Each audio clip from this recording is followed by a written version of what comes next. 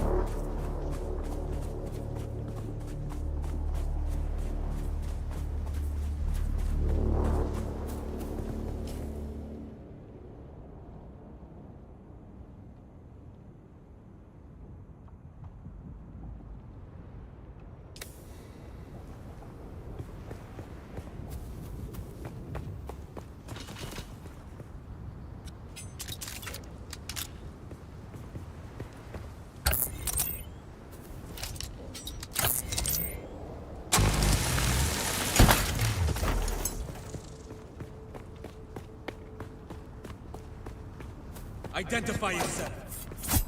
You want smart.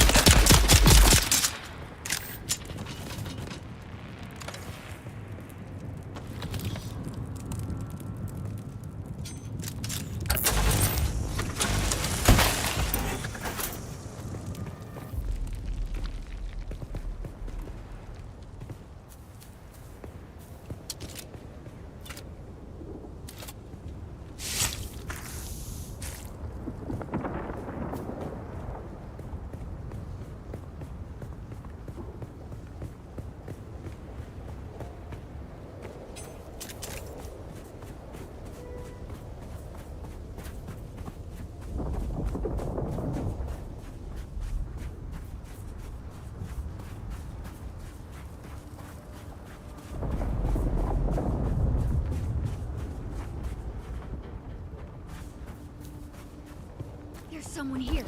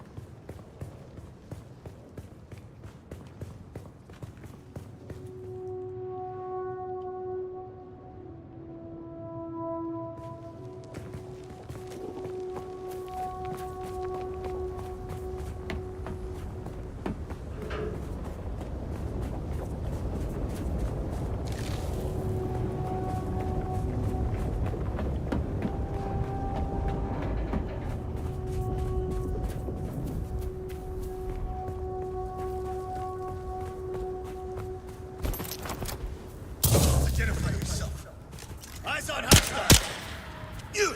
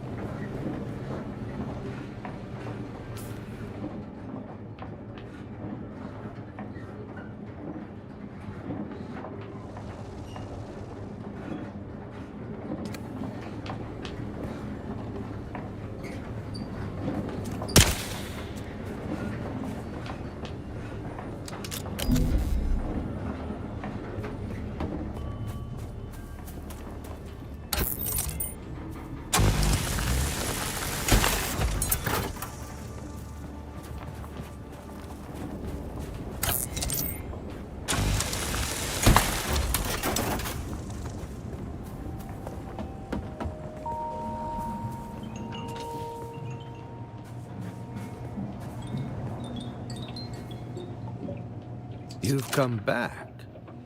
You don't know how rare that is on Arrakis. You have? That's incredible. No.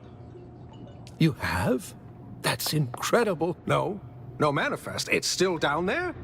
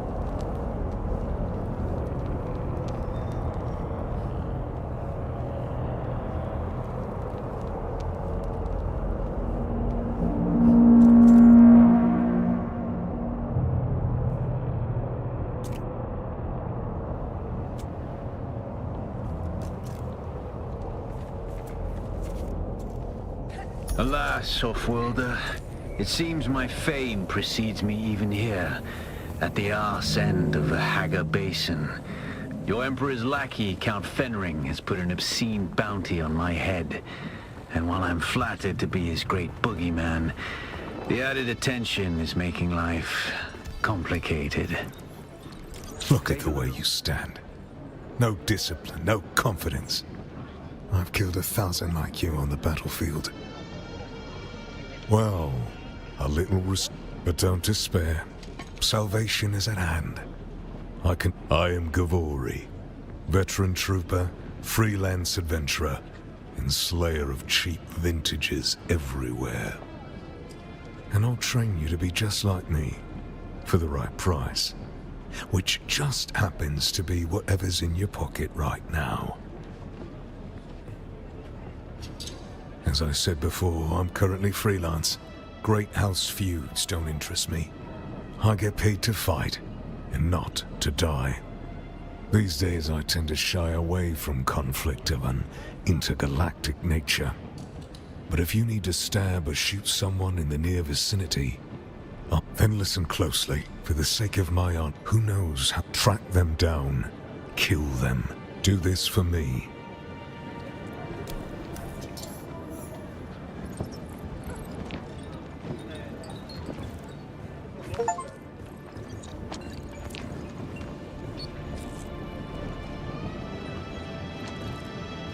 Back again. Like the sour, not much, I don't know. Bandits, just up country from here. Not much to tell, I don't know.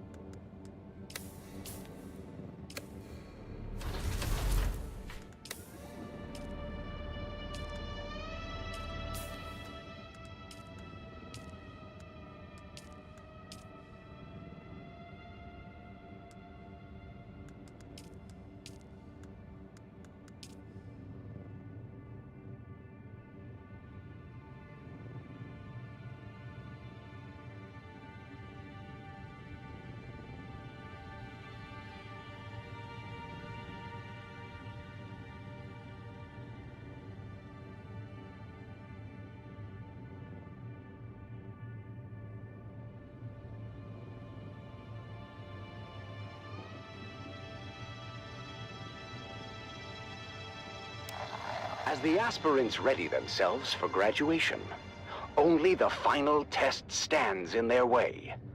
A grueling 2-day endurance race to the summit of Mount Sayubi, known as the Peak of Valor Challenge. Ancient tradition states that the aspirant team planting their flag atop the summit first will be named top of class. Come on, keep it up! We're almost there! Just a little bit further! Watch out for that loose rock!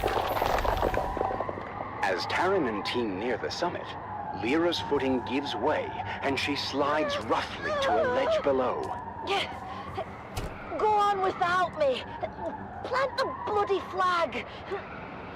Not happening, Lyra. Atreides leave no man behind. Hang on, Lyra! We're coming! Meanwhile, Aiden and his group are hot on their heels and seize the opportunity to rush to the summit. Come on, you maggots! Dig deeper than you ever have before! We're almost there!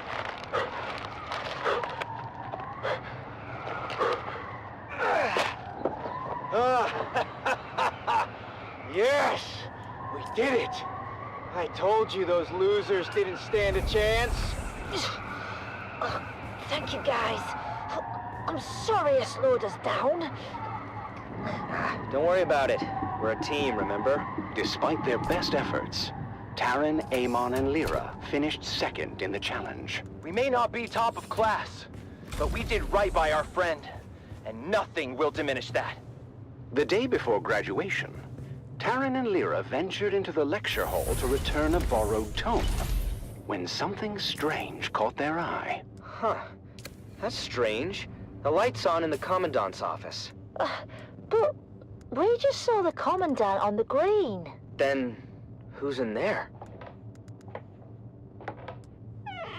Aiden, what are you doing here? None of your business, peons.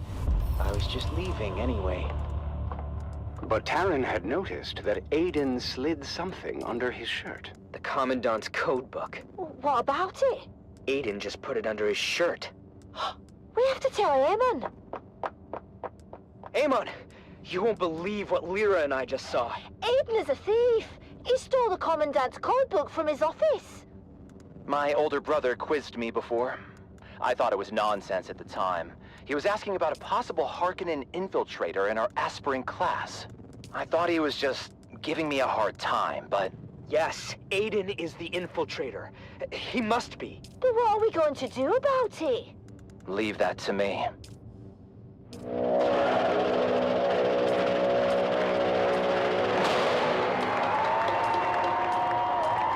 The graduation ceremony is a grand affair, as the Commandant presents deployment orders to the well-deserving class. Called to the stage, Aiden and his group walk triumphantly up the aisle, expecting to receive top-of-class honors. I told you, fools, who would end up on top. Aspirant Aiden, you and your group are hereby charged with espionage and treason against House Atreides. What? No, this is a misunderstanding. Unhand me! And since this is wartime, the Articles of Canley are clear on the sentence. As for the rest of you, you have all proven yourselves true warriors of House Atreides. You have earned the right to wear the Duke's coat of arms and uphold the responsibilities and traditions that come with it. Stand tall, for you are the future of our house. As Aiden and his group are led away by military police, Taryn, Amon, and Lyra rise together with the rest of the class, proud and vindicated. We did it! We actually did it! It's not about the accolades. It's about doing what's right. And so, with hearts full of pride and the weight of their ancestors' Reveal legacy yourself. resting upon their young shoulders, our young guardians go forth as true soldiers of House Atreides. I guess all that's left for us to do is unseal our orders and see where we're bound. Wherever we go, I just hope we're together. Shall we open them at the same time? On 3. 3, 2, 1. Arrakis. That's it then. We're going to war. Join us next time on The Young Guardians as our heroes continue their journey, facing new challenges as they uphold the legacy of House Atreides. Until then, remember, honor and loyalty are the true marks of a warrior.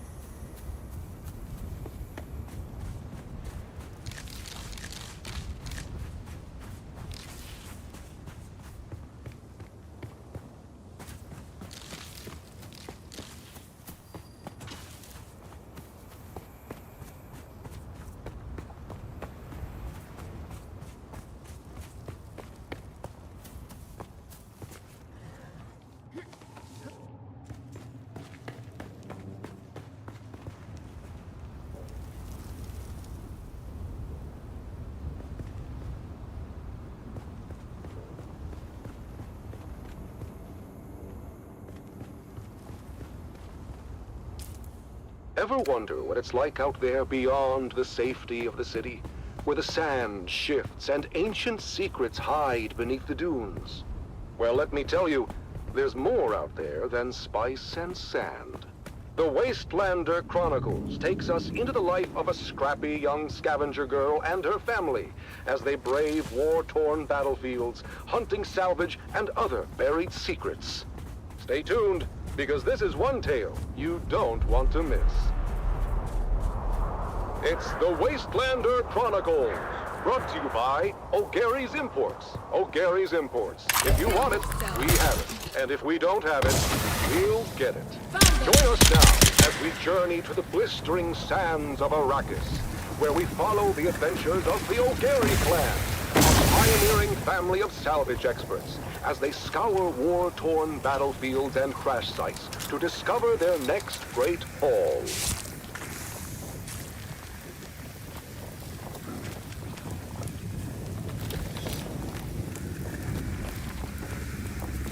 Hey there, everyone! Welcome back to the Wastelander Chronicles. I'm your Batman scout, Sally O'Gary, and I've got a crazy story for you. It all started when my dad announced a surprise salvage mission.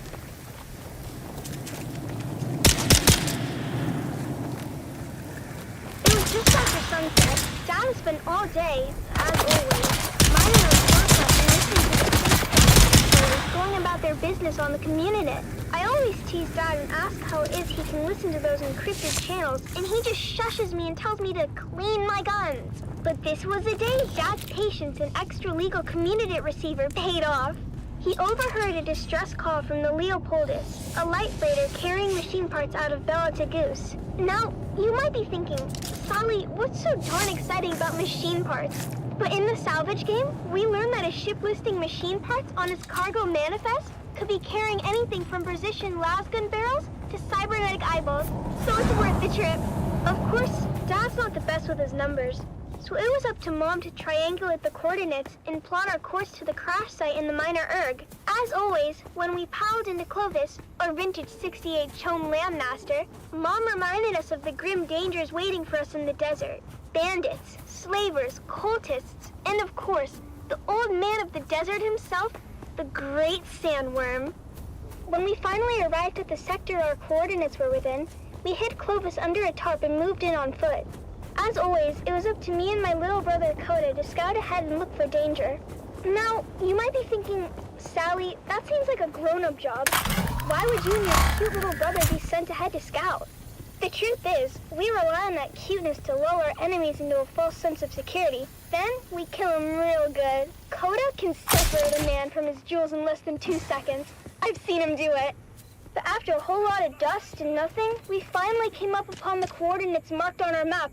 And what do you know? The crash ship was nowhere to be seen. Of course, Mom and Dad immediately set to arguing about it while the rest of us fanned out. You're an idiot, Finn O'Gary. Don't you dare blame my calculations on this fiasco. I should have listened to my mother and entered the sisterhood. At least then, I'd be married off to a man of consequence. You wouldn't be married to anything but a mop and bucket. But as kids, you'd have hallways to clean. You know those witches got a lot of hallways. What do you know about the Bene Gesserit? You don't even know how to add. I know one thing I'd like to subtract. Hey, Mom and Dad? Look what Phaedra and Bree just found. While my parents were bickering, my big sisters, Phaedra and Bree, had uncovered a hatch in the ground, beneath layers of sand and street. It took some cutting, some prying, and a whole lot of cussing, but my dad finally got the hatch to open to reveal a ladder going down. Dad led the way. His glow glowed out into the darkness as when the furniture was coming up behind it. Ancient warning signs of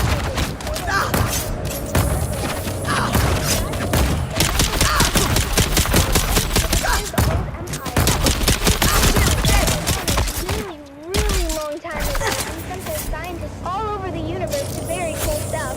Dad said finding their old stuff is our family pastime. The fate of the O'Gary clan has always been tied to remnants of the old empire, whether it was back on Hagel or right here on Arrakis. Look at how we're drawn to one of their facilities without even knowing it was here. When we finally got to the bottom of the ladder, we found ourselves in a small antechamber. That's when Mom noticed a series of small, almost invisible switches along the wall. With a little bit of trial and error, we activated the mechanism. A screen flickered to life, displaying a map of the facility. Dad examined the map and explained that we were in an auxiliary substation built to support nearby old Empire Ecolabs with technical matters. This was very exciting for Dad because it meant that there were even more testing stations out there just waiting for us to find them. But for now, we had this substation before us. Mom figured out where we were on the map. We can sell your stuff to Mayor Chunky at Griffin's Reach Trade Post. But when we tried the door leading back to the main area, it wouldn't open no matter what we tried. He used to be a scout Dad began himself. to despair, And don't but try Mom lifting kept her anything head. from the trade They post found us either. another route back Chargie's into the brute complex bodyguard through a Eeyore twisty will utility drop duct. you before you But even there was make a it to the catch. door. The utility duct was incredibly narrow, too small for any grown-ups to fit through. This was my moment to shine. With a quick pep talk from my mom and a promise to be careful, I wriggled into the tight space, inching my way forward. The walls closed in around me, but in true O'Gary spirit, I kept my cool, determined to reach the other side. About 30 meters in, I felt a tug on the safety rope tied around my waist. It had reached its limit. I couldn't go any further unless I disconnected it. Sally, you're at the end of the rope. You want to come back, hun? I can't turn around here. It's too tight. I'll have to disconnect and keep going. Are you sure, Sally? That's an awful risk. We won't be able to help if anything goes wrong. You didn't raise me to be a coward. What does Dad always say that Owen O'Gary is for? Is it obnoxious? I thought it was obstinate. No, you sillies. It's audacious. I'll be fine. Just keep a lookout for trouble. I unhooked the safety rope and kept pushing forward, fingers crossed that the passage would lead somewhere. The angle of the duct meant there's no turning back. If it was a dead end, I was surely a goner. But hey, what's an adventure without a little risk? I think I can see something up ahead. It's an access hatch. Here's hoping I can open it from inside. I made it! The access hatch opened onto a huge chamber, lit by a soft, eerie glow. It was a real treasure trove of ancient technology, preserved perfectly through the ages. I had found the mother lode. After marveling at my discovery for a spell, I managed to backtrack to the escape tunnel where my family was waiting. Now I understood why we were never able to open that door. It was blocked by an ancient power loader. Fortunately, the control fob was still in place, so I was able to move that great beast away from the door. Honey, are you okay? I'm fine, Mom. Where are you going, Finn? Our daughter almost died, and you're more interested in salvage. She seems fine to me. More than fine, in fact. She's spectacular. Our daughter or the power loader? Can't we be excited for both? This is a VK5000 powered work loader. The last exosuit to come off the Venhold assembly line before the company was split up into Combined Mercantile and the Fold Space Shipping Company. Do you mean... Yep. The predecessors to CHOAM and the Spacing Guild. Wow. After the excitement died down, we carefully extracted as much as we could carry, making sure to document everything for later study. It was our most successful expedition yet. Back at our shop, we spent days cataloging and cleaning our finds, preparing them for sale. And that's where you come in, dear listeners. That's right, Sally. At O'Gary's Imports, it's our Old Empire extravaganza. And you won't believe our prices. We have SD converters, we have anti-induction modules, we have cobalt-tipped Brams, we have articulated John doors for men and women. Come find us on the Agora Concourse of the Grand Souk in Arakeen. Because at O'Gary's Imports, if you want it, we have it. And if we don't have it, we'll get it. Thanks, Dad. Until next time, this is your faithful Badland Scout, Sally O'Gary, signing off and reminding you to always check your six. And come back next time for another episode of the Wastelander Chronicles.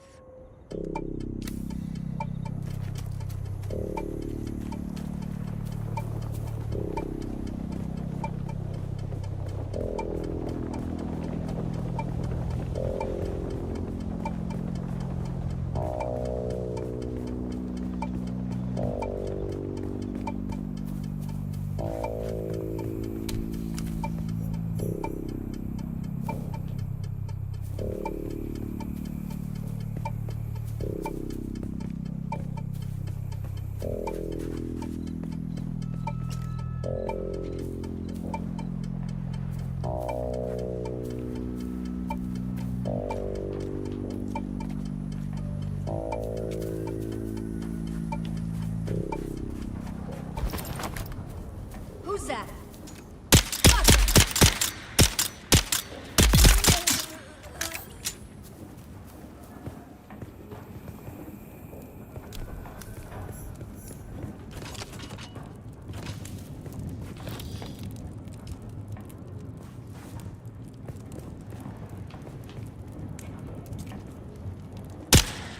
Huh? Eyes on hostile!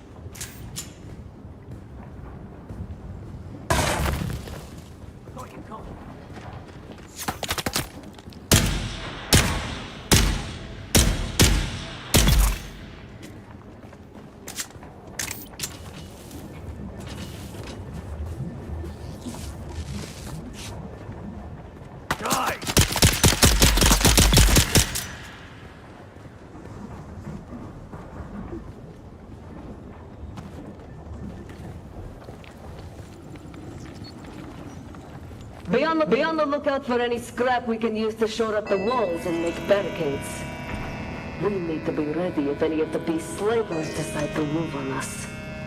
I know they're just itching to send us to work on their precious Neo-Guard bag. Better a worm take you than have an ink vine lash grinding you down in some Harkonnen slave pit.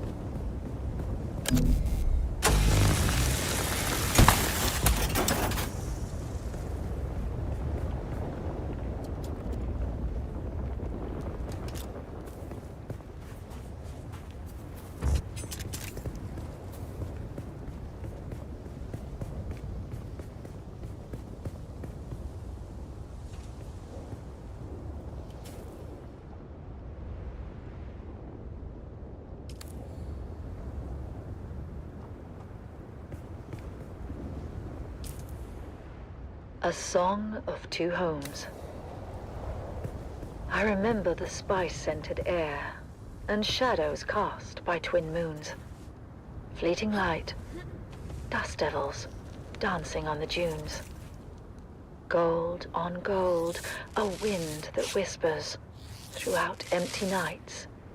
To rustle and caress the sand, the landscape shifts and sighs. Rises up and forms anew, sings a song to me. And I see our footprints, swallowed by the sandy sea. I recall the mist of morning tides and the scent of salt upon the breeze.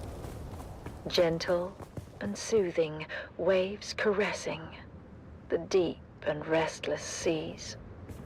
Blue upon gray, the ceaseless call of seabirds out among the cliffs. The salt waves fall and rise, born now and dying, salt tears sting my eyes.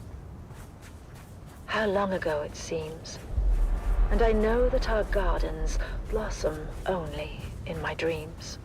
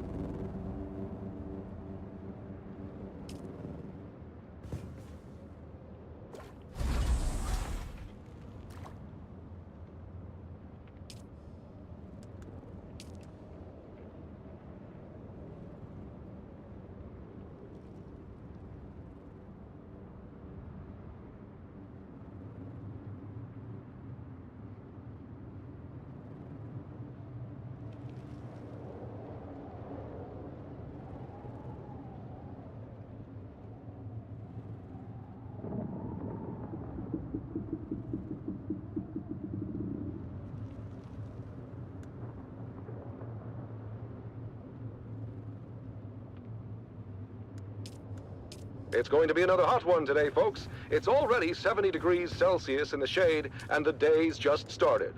All we can do is put one foot in front of the other and face what comes with honor and determination. This is Tolliver Cam from the heart of Arakeen, guiding you through your day.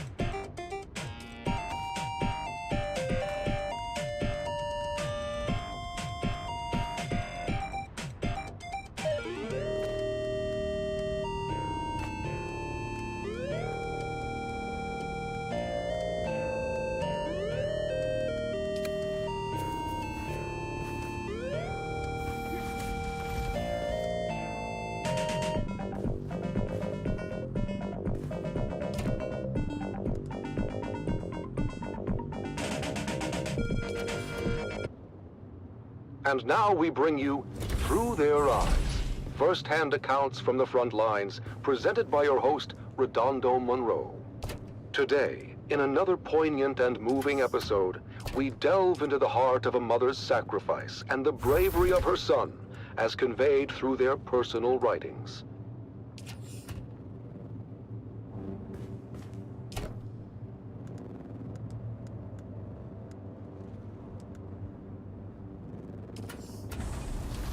Fiona Thorne, a devoted mother, has remained steadfast and resilient throughout the long years of conflict. Her diary reflects the unwavering morale of the Atreides families, supporting their loved ones and our fighting forces. One fateful day last year, our Special Missions cohort executed a daring raid against a Harkonnen position in the minor Urg known as Three Rock Station. Sergeant Eric Thorne, a highly trained member of the elite strike force known as Gurney's Own, was part of that operation.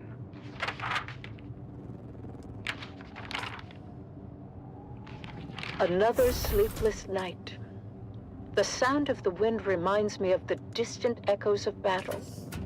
I can't help but think of my son, out there in the desert, fighting for our beloved Duke.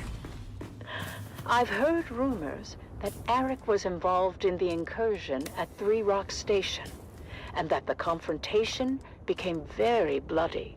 But still, he writes that his spirits remain high. I pray for his safety and the swift end of this bloodshed. In his letters sent from his unit, as Gurney's Own are deployed wherever the need is greatest, Eric expresses both resolve and an unwavering commitment to our cause. Mother, the Harkonnens fight viciously, but our intelligence is sound, and we are able to hit them at their weakest. It's hard to remember the peace and serene beauty of our beloved Caladan when all you see is sand and blood.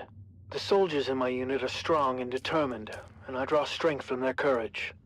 I miss you and home dearly, but I know our struggle is just. After the fierce fighting at Three Rock Station, Eric's unit was redeployed to the Western Reach, striking against Harkonnen spice crews in the deep desert. Through sheer determination, a critical position was taken, but at great cost. The news I hear about Arik's unit is grim. Many lives lost, including some of Arik's closest friends. My heart aches for him, and for all the families grieving tonight. Mother, I feel that our small unit is a valuable resource in this war of assassins, but we've lost many good men. My dear friends, it's hard to keep faith when you see so much death. The Harkonnens are brutal and show no mercy, Mother. They burned our wounded alive. I've seen them torture our captives in ways I can hardly describe. But I remember what you always said about our duty to the Duke, about honor and courage. I try to live by those words, even when everything seems lost. As the confrontations along the demarcation lines grew fiercer, Gurney's own succeeded in breaking the Harkonnen supply lines, but in many of the missions, they suffered heavy casualties. News has reached us of another successful operation. But Arek's last letter spoke of horrors I can barely fathom. I am hoping now, beyond hope, that his unit will be given reprieve, and that my son will be returned to me. But destiny willed it otherwise, and Gurney's own were deployed once again to undermine Harkonnen positions near the shield wall. From the mission camp, Arik writes, Dear Mother, I don't know when I'll be able to ride again. The Harkonnen positions are strong, and however careful our planning, we are sure to sustain grave losses. But still, none of us hesitates. We fight for House Atreides, Sector weather for our alert. people. A large Though sandstorm I must is confess, approaching. even the glory of Three Rock Station feels hollow amidst the bloodshed I now have witnessed. I must tell you, Atreides operatives too have been driven to acts I thought unimaginable. And we do what we must to secure victory, but I wonder at the cost to our souls. I miss you. I fear I may never see you again. Later that same month, it was reported that Sergeant Eric Thorne was declared missing in action during a clandestine raid. His mother's heartache reminds us of the ultimate sacrifice made by so many. Arik is missing. My son, my brave boy, lost to this endless war. I am proud of him, of his courage and his honor. But I cannot help the bitterness that fills my heart. We give so much, and for what? What good is the... and the when the endless sands of Arrakis swallow our children whole? Fiona Thorne's sacrifice is a testament to the strength and resilience of House Atreides. Let us honor her and all those who endure the trials of this war, as we strive for a future where their sacrifices are not in vain. You have listened to another episode of Through Their Eyes, first-hand accounts from the front lines, presented by your host, Redondo Monroe.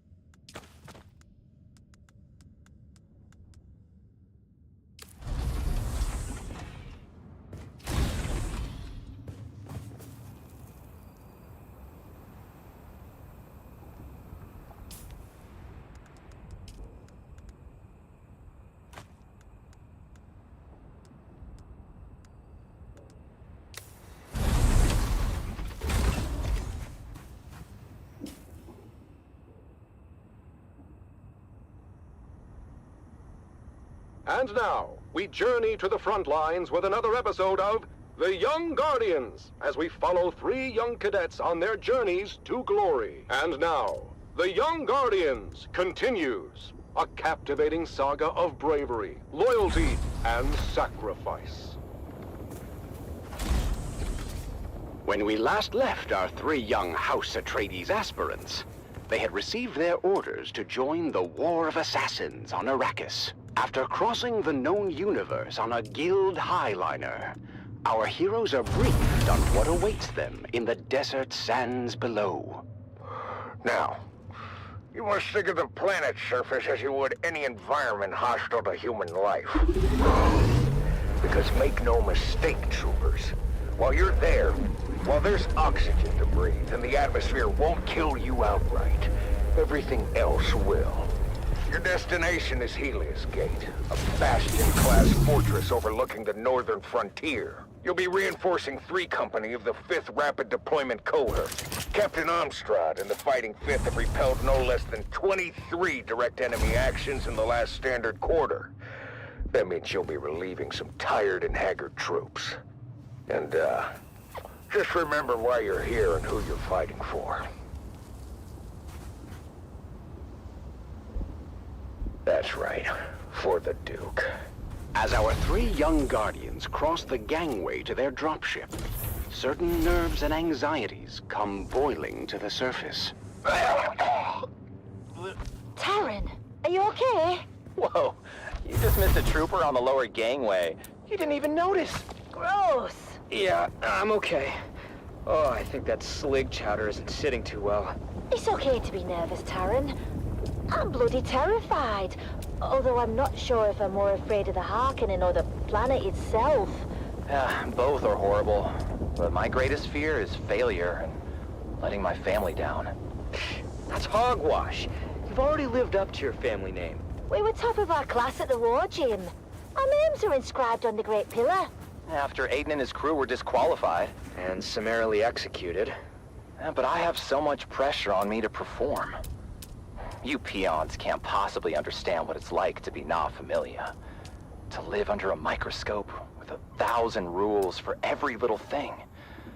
Sometimes I'm jealous of the freedom you guys have. Freedom to toil for every waking hour. Or freedom to starve when the crop yield is low. What about freedom to be beaten if we bump into one of our betters? You know what I mean. I'm sorry, guys. I'm just worried about our deployment. Worried about what? My brother says Helios Gate is outdated and of limited strategic value. So? Well, you heard the commander. 23 direct enemy actions in the last standard quarter. Is it really worth the risk? I thought you wanted to prove yourself, Golden Boy. Life must be so hard as a noble. Okay. I'm an ass. Lay off me.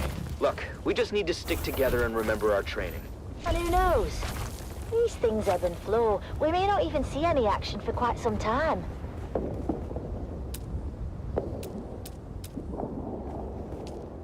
As their dropship navigated the flak-filled descent corridor, our 3 guardians could see the action unfolding below. Get up, that's the tune! We are coming in hot!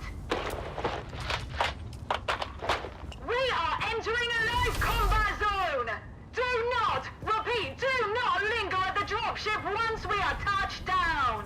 We need marksmen to observation decks, and the rest of you, reinforcing access points. Helios Gate must hold.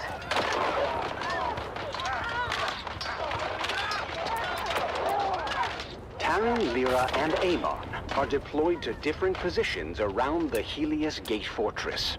Taran is stationed at the main gate, ready to repel all comers, while Lyra is perched on an observation deck with scope and las rifle. They're trying to cut the gate solenoids. We need a marksman tasked on the front gate.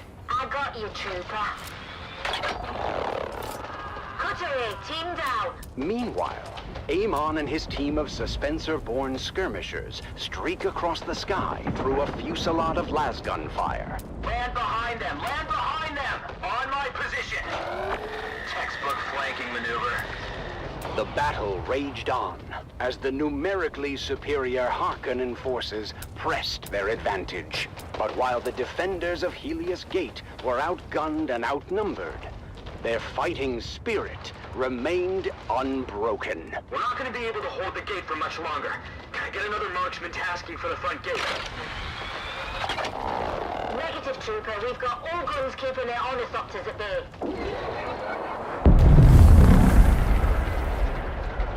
Look out, Burrow! That squashed some odds. As day turns to night, the Harkonnen forces prepare for a final desperate assault. The defenders, exhausted but resolute, ready themselves once again for the coming battle. This is it, troopers! Helios Gate stands tall once again! We have gunships coming in on an assault vector from Para East. We just need to hang on until they get here. For the Duke!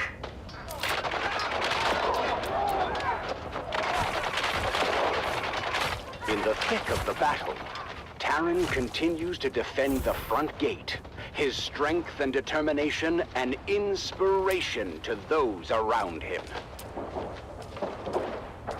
They're trying to break through the old-fashioned way. Lyra's precision fire thins the ranks of the oncoming enemy as Amon is redeployed to the battlement. I've been hit! The front gate isn't gonna hold! Taran finds himself in a perilous situation. He is injured, and the position he holds is about to be overrun by the enemy. Lyra, from her vantage point, sees Taran's predicament and desperately tries to provide cover fire. Hold on, Trooper. I'm trying to cover you. Oh, they just took down Memory. But then, just as hope seems lost, Amon streaks, Suspensor-born, across the sky and fights his way to his fellow young guardian. Come on, Taran, let's move! It's too late. The gate won't hold. We're gonna be overrun. Are you sure about that, Taran?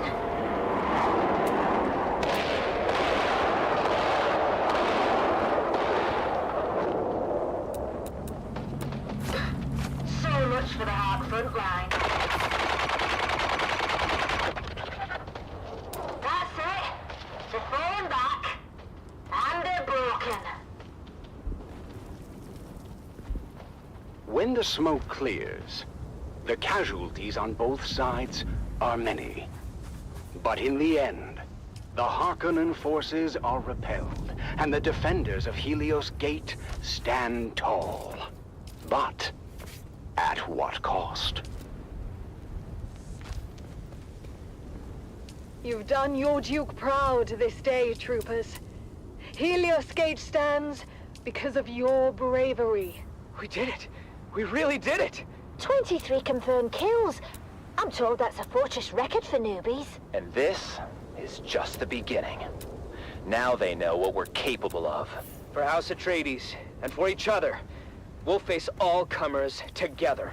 And so, the siege of Helios Gate comes to an end, marking the first of many trials our young guardians will face. Their journey of honor and courage has truly begun. Join us next time on The Young Guardians as our heroes continue their journey, facing new challenges as they uphold the legacy of House Atreides. Until then, remember, honor and loyalty are the true marks of a warrior.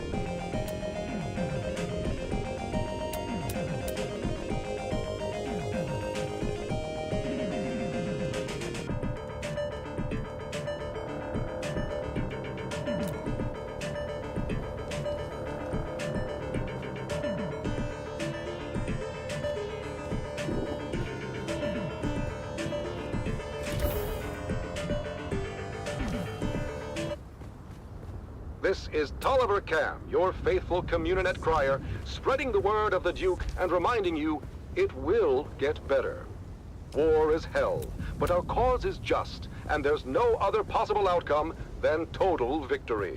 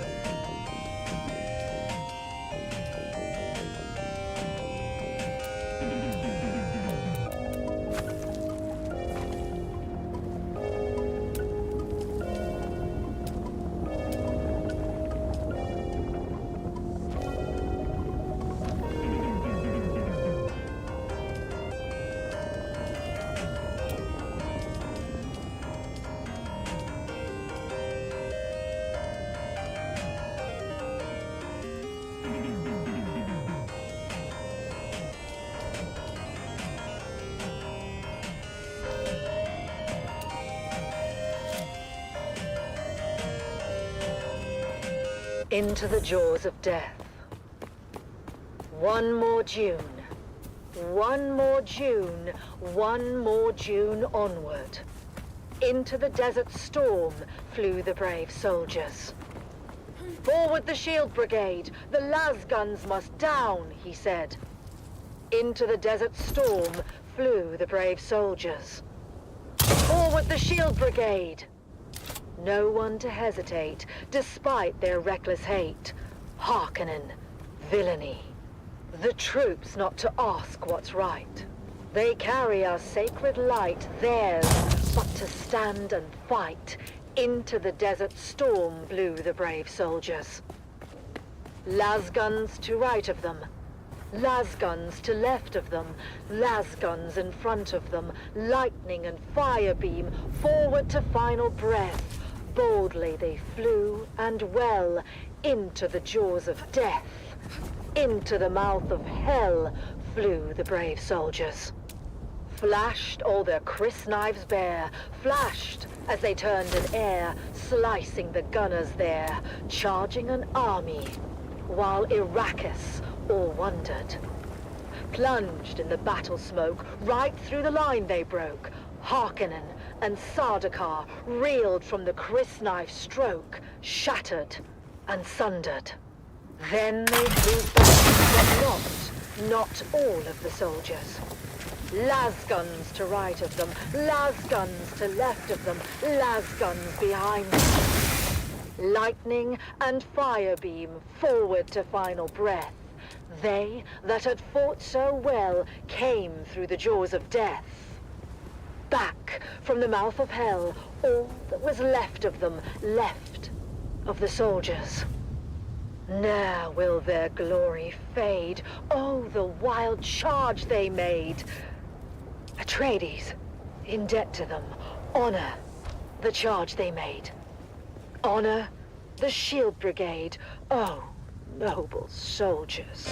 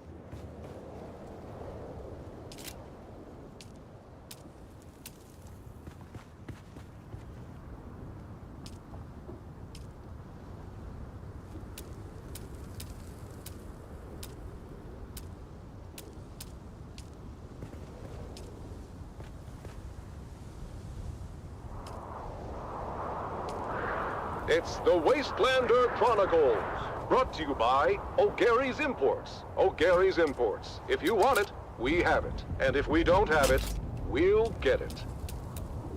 Join us now as we journey to the blistering sands of Arrakis, where we follow the adventures of the O'Gary clan, a pioneering family of salvage experts, as they scour war-torn battlefields and crash sites to discover their next great haul.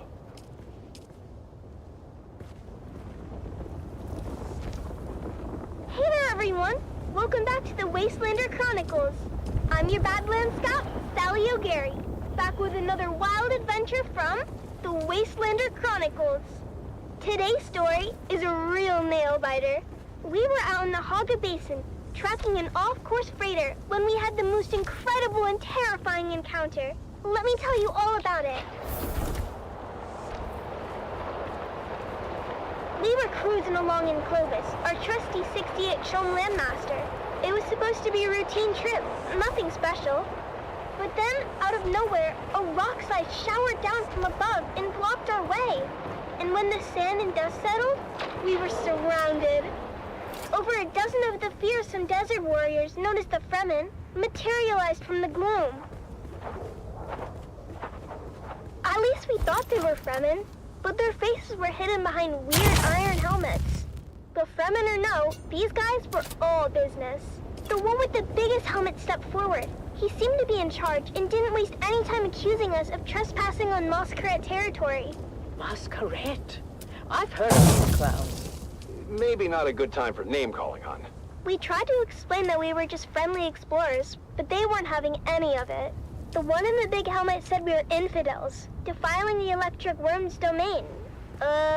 Whatever the heck that meant. A cargo cult. Fremen wannabes. Dude Shaz warned me about them. When were you talking to Dude Shaz? Not now. Well, was he talking to you, or were you talking to him? Here we go. I'm just asking. Don't I have a right to know why my wife is always chatting up the handsome sheriff? He gives good intel. Is that what you call it? By that point, I guess Big Helmet had enough of Mom and Dad's bickering, because he got real mad and ordered us buried up to our necks in the sand. But just as they were gonna drop us into chin-deep pits, something incredible happened. The Moskret started yelling about something they call Shai Hulud and lit out of there like their tails were on fire. Turns out, Shai Hulud is the local name for the big sandworms. Well, I don't have to tell you what happened next. The ground started rumbling and rumbling like never before. I swear it must have been one of those super granddaddy sandworms you hear about living in the deepest desert. I figured it must have took a wrong turn at the shield wall and ended up on our heels. But I'll tell you what, when it comes to worms, Mom and Dad know their business and led us to safety on a rock island with practiced precision. When the dust settled, the worm was gone and there was no sign of the Masquerade. Or was there? I've got their trail. Good job, son. Follow it. And why are we following it again? They threatened my babies. The trail led to a depression in the rocks where the Masquerade had made camp. They posted guards, but they were no match for us. The best part is, after we killed them all, I found an old handwritten map tucked into Big Helmet's boot. It smelled like farts and old cheese, but I slipped it into my bag anyhow. I know, stealing isn't right, but Dad always says that if they're dead, then it really isn't stealing. Anyhow, we took the helmets and left their gross corpses to the scavengers before finding our way back to Clovis. As we headed back home, I couldn't wait to show Mom and Dad the map. It could be the start of our next big adventure.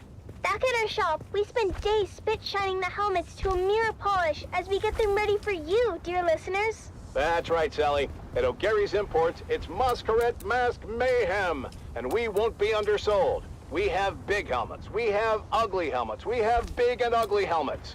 Come find us on the Agora Concourse of the Grand Souk in Arakeen, because at O'Gary's Imports, if you want it, we have it. And if we don't have it, we'll get it.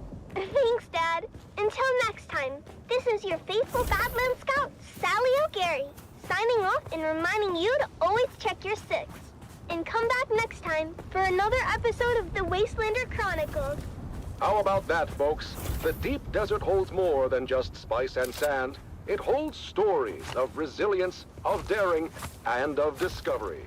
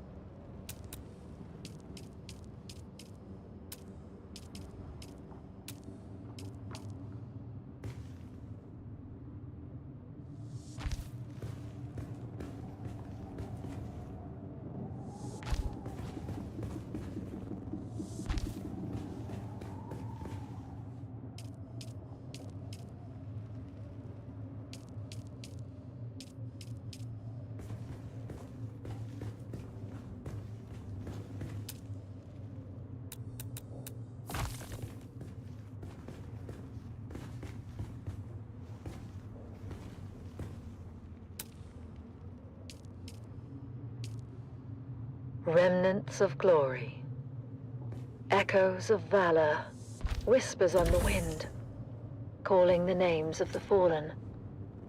Brave souls, now but shadows in the dunes. The remnants of glory. Desert silence, broken by memory. Sand beneath our feet, shifting with each sacrifice. Lives given to the cause. The remnants of glory. Era of valor, of gallant deeds, echoes in the annals of history. History, written in blood and sweat. The remnants of glory. In the silence, we remember names and faces faded. Faded but not forgotten, their legacy aflame, undying. Glory may fade, but honor remains. A guiding star, eternal, the remnants of glory. In the stillness, whispers linger, ghosts of battles fought. Won or lost, but not forgotten, their echoes. Echoes of valor.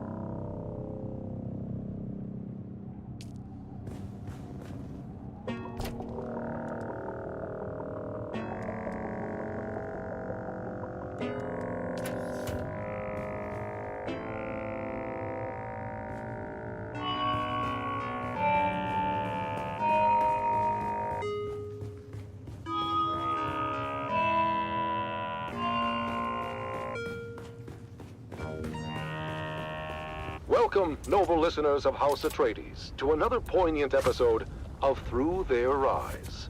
Today, we bring you the story of Sergeant Creel, a decorated member of the 2nd Deep Desert Expeditionary Force who has faced the horrors of war firsthand. As we delve into his experiences, we honor the bravery and sacrifices of our troops. Sergeant Creel, thank you for joining us today. Can you start by telling us about your involvement in the operation at Dejum Wadi? Of course, we're operational in the deep desert, so when scouting came back with reports of a Hark emplacement at Dejum Wadi, well, that was a serious provocation. What happened at Dejum Wadi? Like I said, we own the deep desert, so when word got back to us of a Harkonnen bastion being raised, our commanders knew what to do. 7 different cohorts, including the 5th Mesa Infantry and Gurney Zone, were simultaneously deployed in a coordinated attack. The whole operation was brutal. The Hark defenders much more vicious than we were used to. And yet, you and your fellow soldiers managed to execute the mission with surgical precision. Can you share a specific moment from that operation that stands out in your memory? Well, there was this one moment, I guess. The Hark Bastion was still only half built, and we'd taken out a group of engineers, but we were spotted by a fortified lasgun position from the finished part of the bastion and pinned down. They were really tearing us apart. But somehow, we managed to get behind them through the half-built works. I remember crawling through the blood-stained sand and rubble. The smell of death and fried ozone thick on the air. When we finally took out that position, at least, it felt like a small victory in this ceaseless ocean of despair. Your bravery is truly inspiring. As the operation continued, what kept you and your fellow soldiers going? Duty, honor, the things they drill into you from day one. The example set by the fearless men of Gurney's Own. But honestly, in the end, it's all about the man next to you. It's him you fight for, to keep him alive. It wasn't about grand ideals anymore. It was about survival. House Atreides prides itself on its moral high ground and honorable conduct. How did the principles of Canley and the Great Convention hold up under the extreme conditions of battle? Canley? That's for fancy folks with sashes and pressed uniforms. For us, the reality of war, it changes people. These missions, you do things that you never thought you would. I remember one night, after we took out a Hark listening station, seeing my comrades picking through the carnage off of Harkonnen survivors. They seemed different somehow. As if the brutality of the war had drained all humanity out of them. I even remember... Sergeant Creel, it's clear that the emotional toll is heavy. Perhaps we can focus more on the moments of camaraderie and hope that you experienced during these dark times. The what? Well, yeah, I mean, there are moments, sure, but... like between missions, people share stories, laugh about the little things. Anything to keep the darkness at bay. But those moments are fleeting. The reality of what we have to do is always there, lurking in the background. And during the Shield Wall operation, what was the state of your unit at that point? It was pretty chaotic. At that point, we were exhausted, just barely holding on. More than half the unit was replacements by then. Young, inexperienced kids, really. Just hanging on by the skin of their teeth. And the Harkonnens had good intel. They somehow knew about most of our operations beforehand. I lost more friends in those days than I can count. I mean, we were just trying to stay alive, you know? Mission by mission, but... really, what was the point of it all? Sergeant Creel, I'm sure at least you find some solace in knowing that your courage and sacrifice will never be forgotten. Can you share with us the impact your involvement in these operations has had on you personally? I mostly just remember the faces, the screams, the loss. I mean, I try to recall the good we did, the successes and the victories, but It's hard. It's so damn hard. Your service and dedication to House Atreides are deeply appreciated. We thank you for sharing your story with us. Yeah, thank you. I just hope it was worth it. And that concludes our interview with Sergeant Creel. His story is a stark reminder of the sacrifices made by our brave Special Forces. Let us honor their sacrifices and strive for a future where this can finally end and the Harkonnens are eradicated from all of Arrakis. You have listened to another episode of Through Their Eyes, first-hand accounts from the front lines, presented by your host, Redondo Monroe.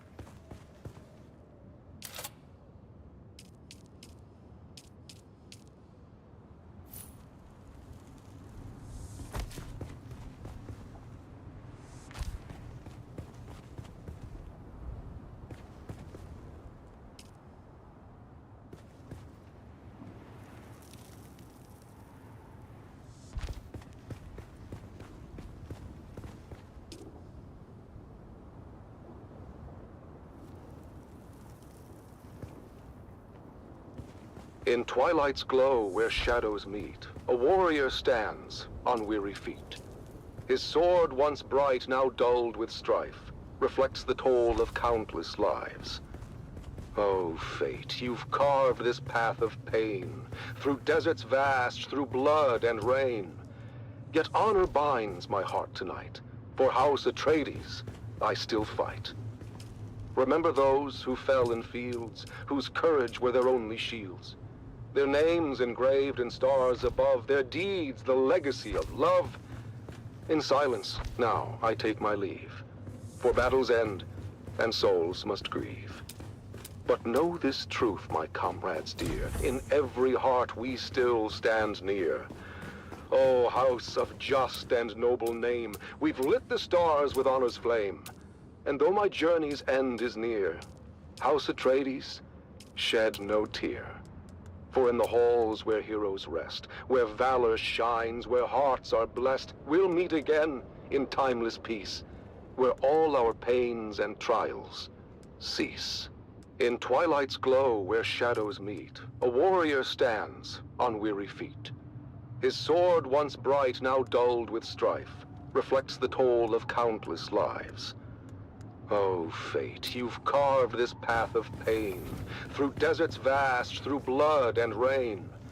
Yet honor binds my heart tonight. For House Atreides, I still fight. Remember those who fell in fields, whose courage were their only shields.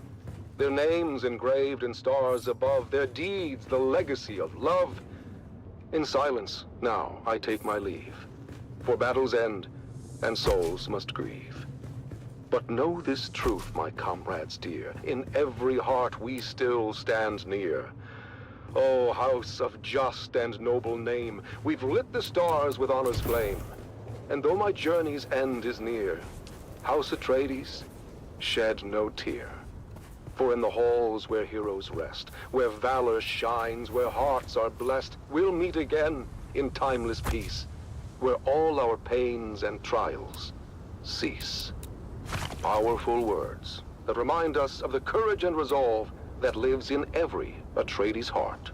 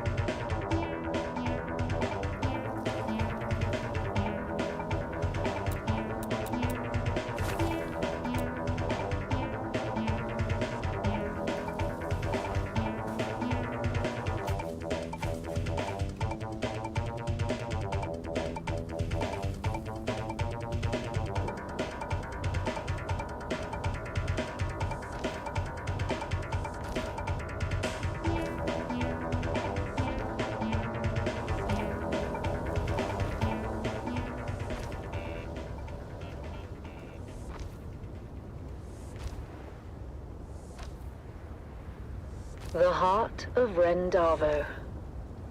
Rendavo's father was a sergeant, old and bent and grey. He served the Duke in '88, back in a bygone day. He lived out in the desert and scraped his meager fare, with children 9 around him and Ren, the youngest there. The older siblings learnt some sense, but Ren was left without. He was tall, but short on wisdom, and grew up broad and stout. Pious, cheerful, willing, yet he seldom did things right. "What will become of you, poor boy?" his father asked each night. And finally, Ren answered, "A soldier, sword in hand.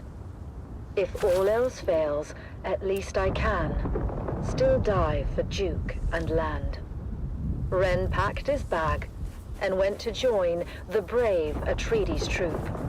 Strong and fit, and healthy too, he was welcomed in the group.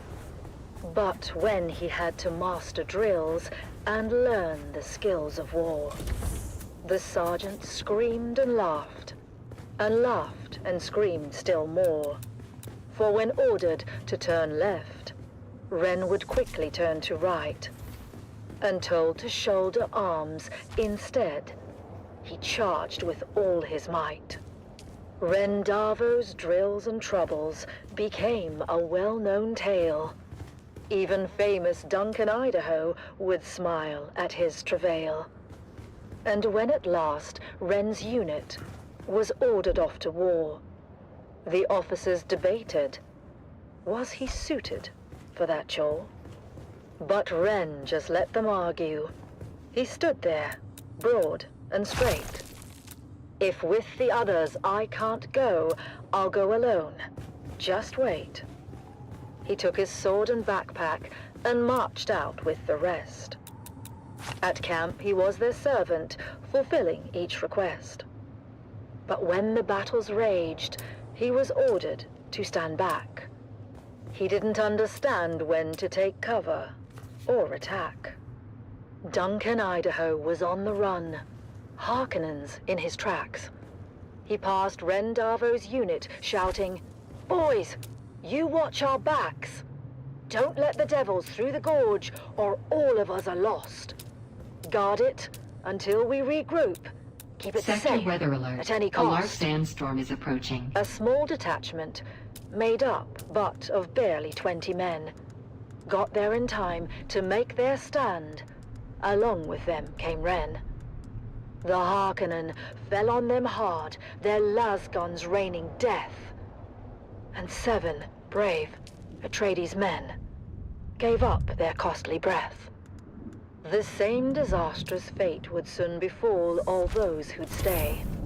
So when ordered to retreat, they all retreated straight away. All but one, who stayed to fight and charged the foes instead. Ren couldn't get the notion of flight through his stubborn head. He just stood there, broad and strong, and ready now to teach a lesson to each Harkonnen who came within his reach. At the choke point in the gully, they all each took a turn, but without lasgun cover. One by Sector one, weather alert. were A large forced to sandstorm is learn. approaching. They charged at Ren, but each who came was fought and bested all the same. None could beat him at this game, for Atreides' honor, house, and name. Duncan Idaho had rallied all the troops that still were hale. He shouted, "Hold out, my brave lad, we're coming, do not fail." He told all who would hear him, watch a true Atreides fight. Hurry, boys, come to his aid, he has saved us all tonight. Against that fearsome counter-strike, no Harkonnen could hold. They faltered, failed, and turned their backs, a rare sight to behold. Their faces pale, their weapons dropped behind them as they ran. And Duncan looked around and asked, "Where is that fearless man? He who held the gully until we could all return, that hero of the desert. His name I must needs learn." "He has fallen," said the sergeant, his head bowed down in shame. "He lies there dead upon the sand. Rendavo was his name." There's someone here. "I remember him," said Idaho, "of Ren who'd seemed to rest, but for the blood that stained the shirt across his mighty chest. That lasgun knew just where to strike, as plainly you can see," said Idaho to those around. "Yes, it knew more than we. It shunned his brow. 'Twas weak and poor, that much all of us knew. But found instead what better was his heart, forever true."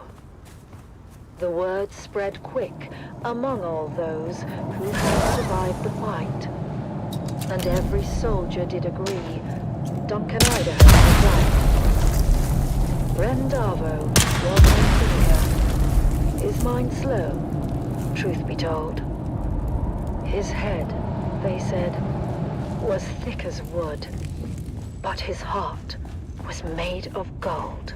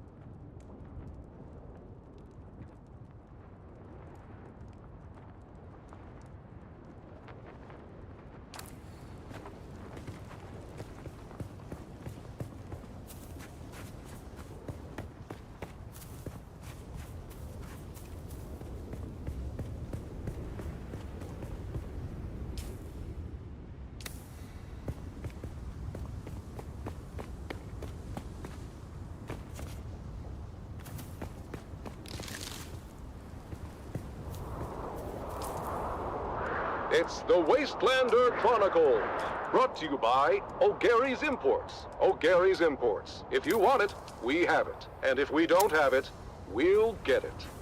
Join us now as we journey to the blistering sands of Arrakis, where we follow the adventures of the O'Gary clan, a pioneering family of salvage experts, as they scour war-torn battlefields and crash sites to discover their next great haul. Hey there, everyone! Welcome back to the Wastelander Chronicles. I'm your Badlands Scout, Sally O'Gary, back with another wild adventure. After that scary encounter with the Masquerade, we got our hands on that super mysterious map. Dad was all over it, trying to figure out where it led. Normally, he would take it over to his Mentat friend at the Seleucid Bull. I used to think Master Chim was scary when I was little. The way he got that faraway look in his eye when he did his computing. Master Chim would have taken one look, and before you got a word out, he'd have done a sector-by-sector comparison of the map with known topography. But in this case, Dad didn't want anyone knowing the secrets of the map before he did. I'll figure it out myself. Mom said he was being a paranoid old fool, but what should have taken 30 seconds took 2 days. And don't you know it, 2 days later, we found ourselves piling in the Clovis, our 68 Homeland Master, and set a course for the Haga Basin. Once we were underway, Dad unfolded the map and pointed to a marking that looked like an angry beetle. This is our destination, kids. Remember that old Empire facility we found a few weeks back? It was a maintenance facility. You know, a bunch of tool pushers they kept around to fix stuff for the eggheads. I guess a scientist can tell you how much a pound of worm shit weighs, but put them all together in a room and they still can't turn a screw to save their lives. Anyhow, in the documentation we recovered, we found an inventory roll listing some of the other testing stations by number and field of study. Testing Station 29 studied plants, while 36 studied weather. Station 91, though, they studied bugs. Just like this ugly little sucker we're headed towards. Boy, was that journey rough. Mom said it was a bad time of year to be traveling, and the sandstorms were relentless. Visibility was almost nothing, and sometimes my little brother Koda and I had to get out and walk ahead of Clovis to make sure we didn't drive off a cliff. Eventually, we arrived at the sector indicated on the map, and we hid Clovis away, where she would be safe.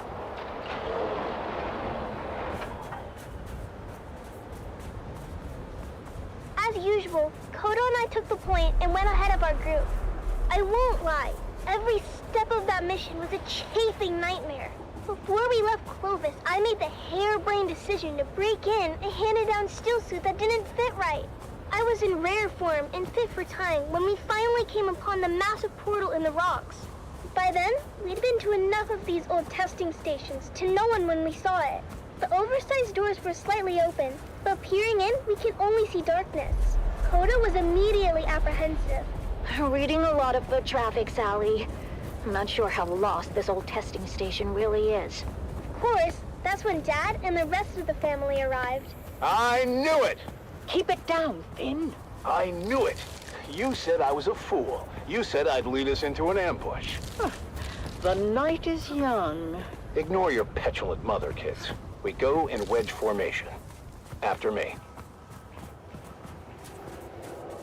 We squeezed through the narrow aperture with ease, but quickly found our way blocked by a massive pit of darkness.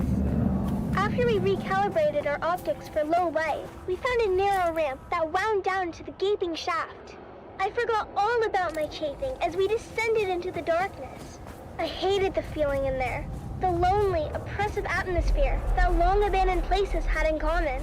But the spell was quickly broken when a Harkonnen fire team floated on the center of the shaft from above. We flattened ourselves against the wall and kept out of their lights as the noisy and oblivious troopers floated past. You know that bloody city will never be finished. The beast is a fool. One day the Baron is going to come here and see what all his Solarians went. You don't want to be around when that happens. And why is it you don't want that? You haven't met the Baron yet, have you, boy? Damn it, Finn. This isn't a testing station. It's a Harkonnen base. Heresy both? I told you the night was young. So, what do we do now? This place is huge. and we came this far. I say we go on high alert and check it out. We couldn't risk getting caught, so we stuck to the shadows and moved as quietly as we could. Mom was right. This place was huge, with tunnels going off in every direction. We saw rooms full of weird machinery and old tech, stuff I'd never seen before. But oddly, no bugs or insects of any kind. There were never any bugs, Sally. I think the symbol on the map indicate Harkonnens, not bugs. Well, their helmets are kind of bug-shaped when you look at them. That's when we heard footsteps and ducked into a side room just in time. Peeking out, we saw a group of Harkonnen troopers march past. We didn't know how many there were in total, but any kind of combat would have brought the whole base down on us. As Harkonnen, with all its cruelty and deceit, has shown its true face. I see now that the Atreides, for all their faults, still foster their subjects with a fundamental empathy that Harkonnen will never understand. I long to return to a place where compassion and justice are not just words, but values. Perhaps diminished by time and harsh circumstances, but still known by the heart. I swear my loyalty anew to House Atreides, for they, despite everything, hold a bright spark of humanity that the Harkonnens have long extinguished. I renounce House Harkonnen and all of its lies. Long live Dark Leto! Long live the Atreides! Long live...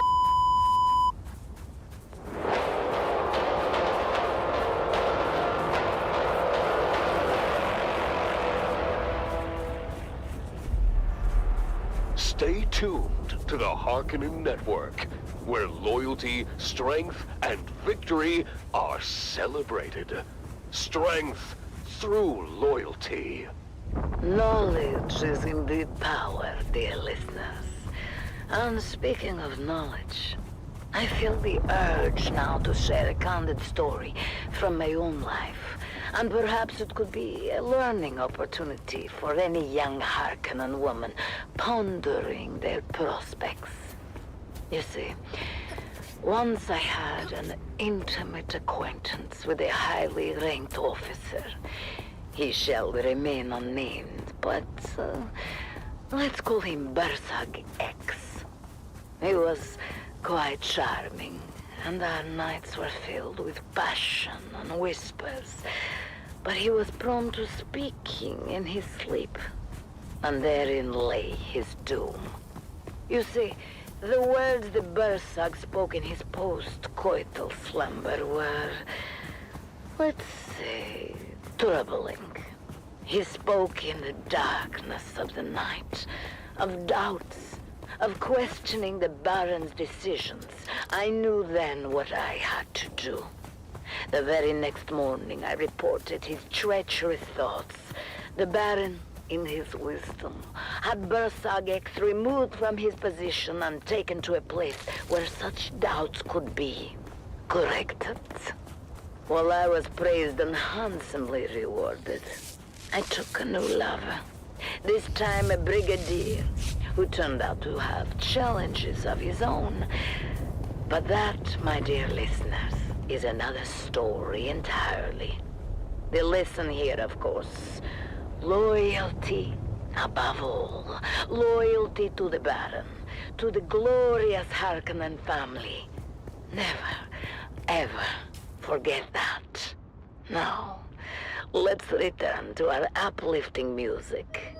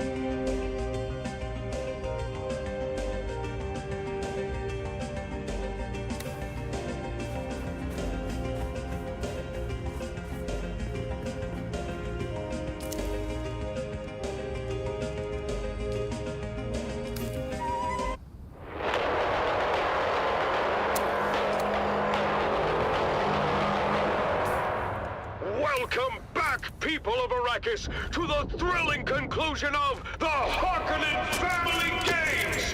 The competition has reached its final showdown! Let's join our hosts, Maxim Dubrov and Vera Kotila, for the ultimate battle of the Man Trap!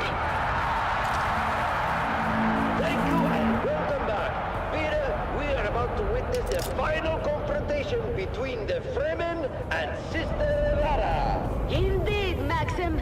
Both contestants are nearing the innermost chamber of the labyrinth, each approaching from different directions.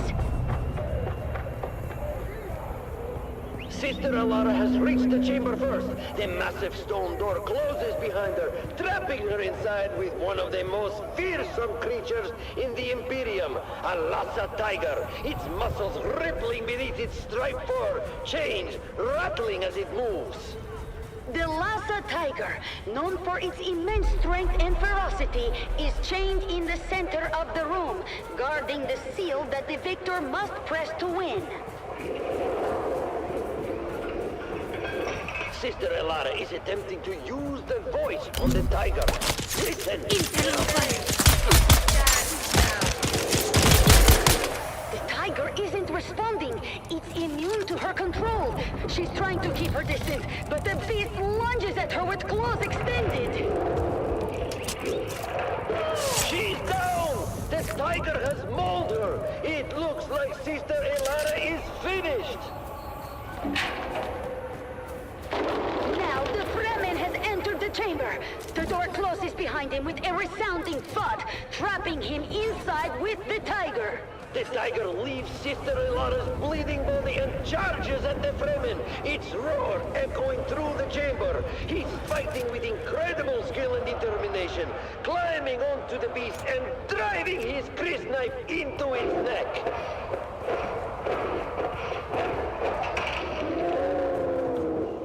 Fremen is holding on, despite being horribly injured. One of his arms has been torn off, blood flowing freely, but he keeps fighting, stabbing the tiger repeatedly. Unbelievable! The tiger is collapsing under the relentless assault. The Fremen has done it. He is the last contestant standing. The crowd is silent as the Fremen struggles to his feet, his body battered and broken, stumbling towards the seal that will end the game. He's almost there. Step by step, he's making his way. But wait, what's that? Stop! Kill yourself.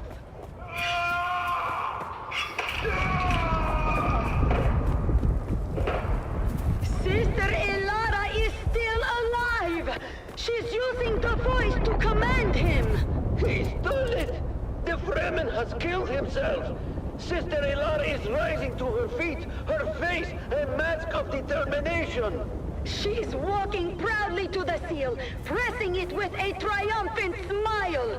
Sister Alara has won the Harkonnen Family Games!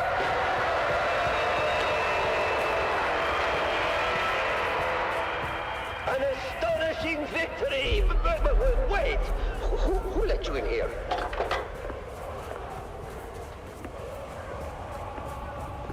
What? No, take your clothes from me! You have violated the rules betting on Kanto's victory.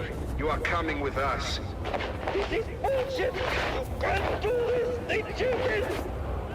Well, this is unexpected. Someone's here. They're here. Is being taken away by the guards. It seems I am alone now. What an incredible ending to this year's games. Sister Alara has emerged victorious, proving her resilience and skill. And as for next year's games, I believe we might already have one contestant lined up, Maxim Dubrov himself. Oh, Maxim.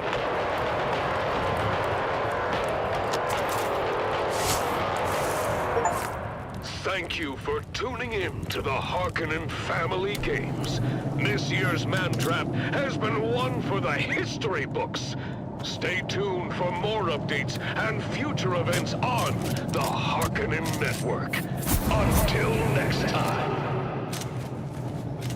The Harkonnen Network, where every moment is an opportunity to prove your loyalty and strength. Strength through loyalty.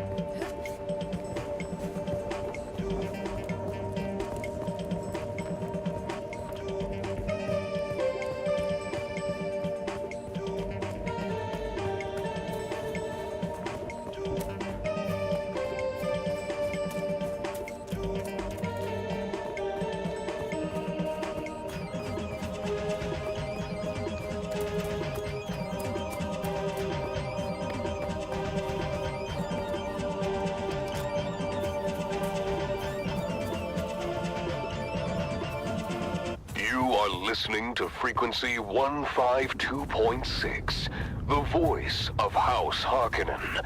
We are Arrakis. Attention, loyal listeners of the Harkonnen Network. Due to unforeseen events, the program The Convert has been temporarily removed from our schedule. Rest assured, the show will return soon, as dozens of new converts wait eagerly to share their tales of Atreides' treachery and Harkonnen's superiority.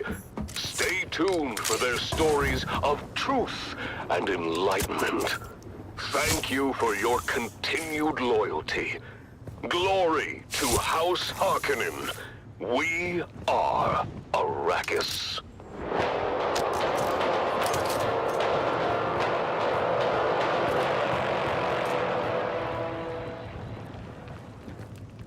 That was The Convert, exclusively on the Harkonnen Network. Stay tuned for more compelling content. Strength through loyalty. What a powerful message from the Convert. As my dear friend Lady Maris always says, the path to truth is paved with difficult questions. Learn which ones to avoid.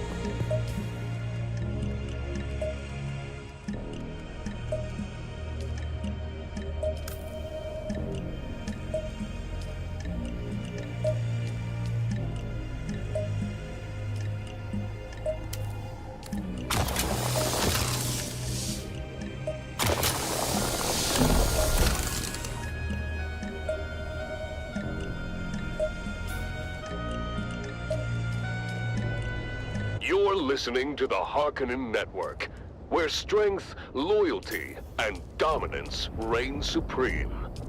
We are Arrakis. I am Sela Krum, your guide and confidant, here to lead you through another glorious day under the might of our beloved Baron. Let's start with some invigorating music to get our blood pumping.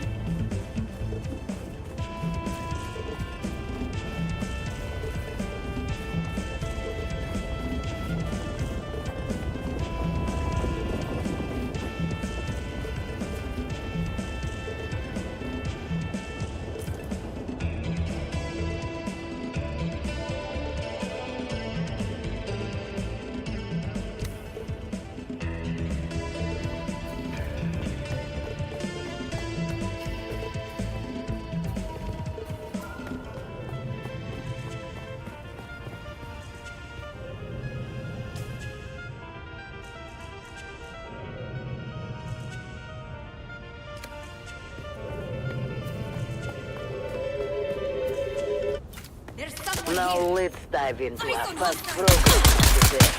The converts, where truths are unveiled and the light of loyalty shines through.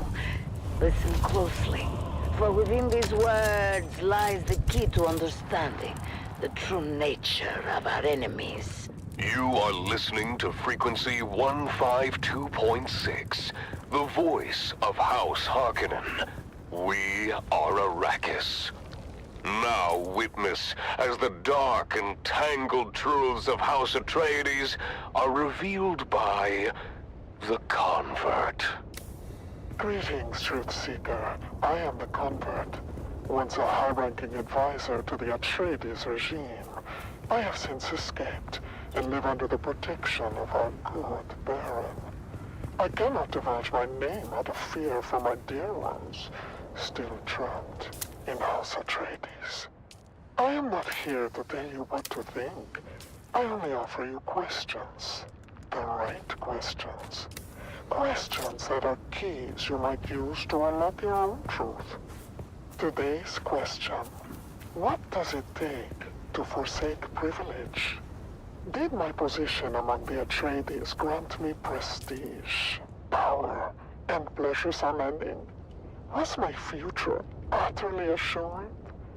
Was the wine of Caladan the sweetest across the known universe?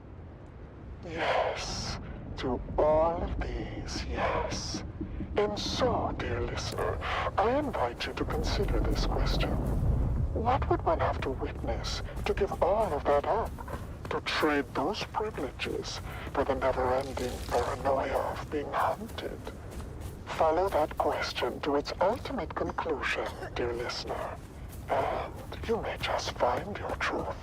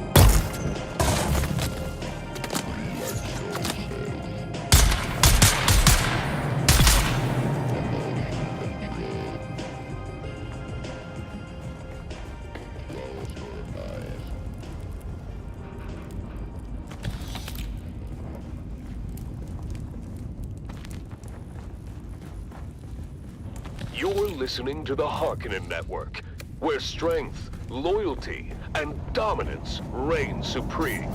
Strength through loyalty. Next up, dear listeners, what you have all been waiting for. It's finally time for the annual Harkonnen Family Games. I know you're all as excited as I am. let's go live to this year's first installment of The Man Trap. Action, suspense, and violent death. Straight from the Grand Arena on Gaiety Prime.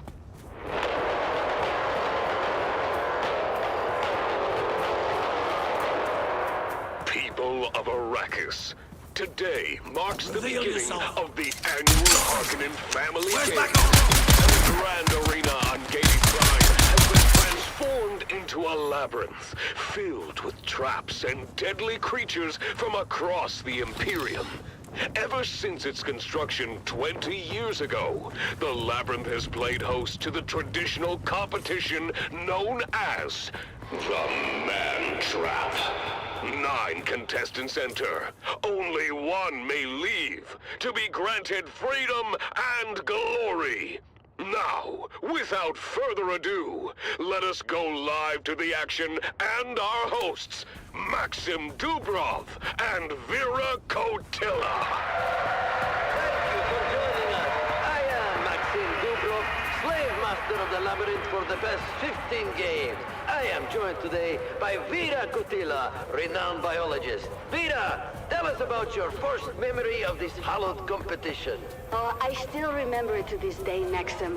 I was watching on the net when one of the contestants was constricted and swallowed by a Jawboa from Grumman. I remember their screams as they were swallowed alive. Yes, I remember it well. Oh, it was so exciting. You could see them flailing inside the beast as they were slowly digested. I was 9. I think it was at that moment I decided to become a biologist. Entertaining and educational. Without spoiling too much, I can say we'll probably get to put your knowledge to good use during this year's competition, Vera. And speaking of the competition, the contestants are arriving at the staging area now.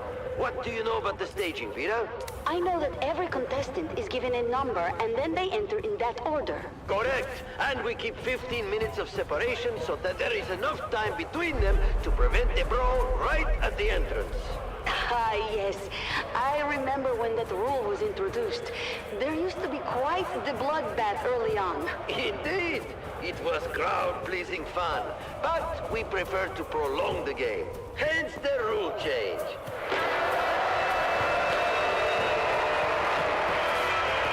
Look, Maxim, the first contestant has arrived. What can you tell me about him? Oh, I know him. That's Amado Del Cid, a pirate from Lankivel. Abilur's men captured him during a raid, and he's been preparing for this competition in our slave pens ever since. He cuts quite the dashing figure, doesn't he?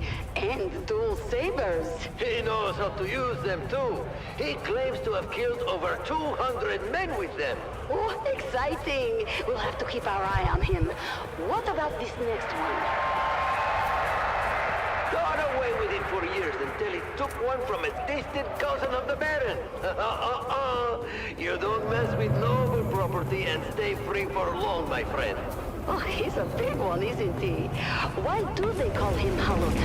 It's a joke about how much he eats. People think his legs must be hollow. He looks very strong. Unlike this one. Who is this waif of a girl, Maxim? Kaelin Schiff. She was a serving girl for the late Lord Petrim of the Manufactory.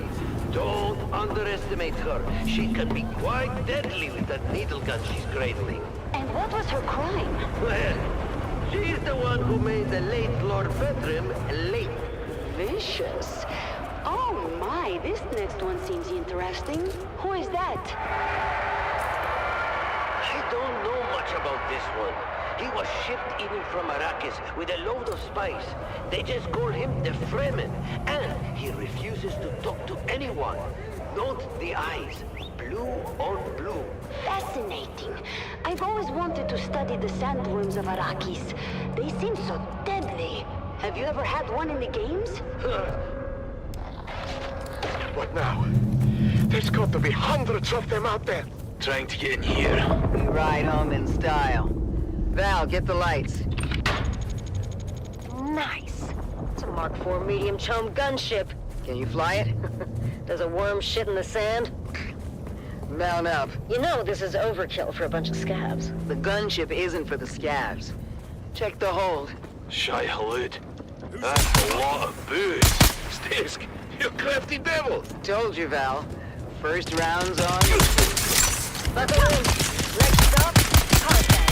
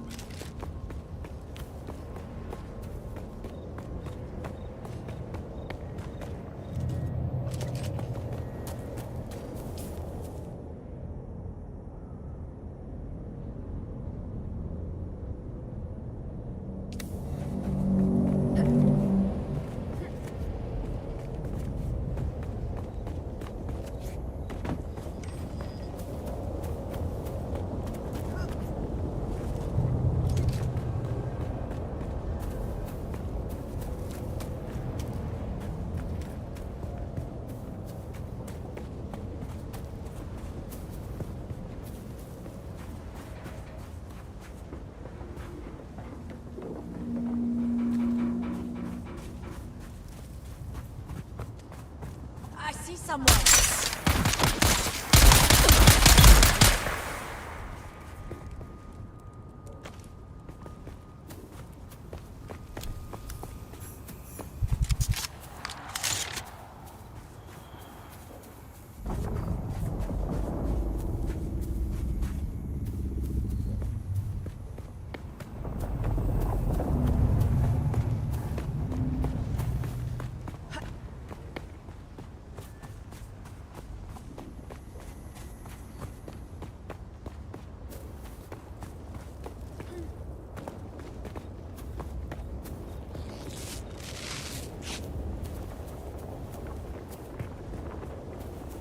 This is Dune Man Keith Villari, reminding you to ground yourself and your equipment when a sandstorm is reported. My crew kept working through the first and second warnings until static electricity shorted out our transmitter. As a result, we missed the warning, telling us the storm was bedding down on our position. Many widows were made that day. Be profitable. Be safe.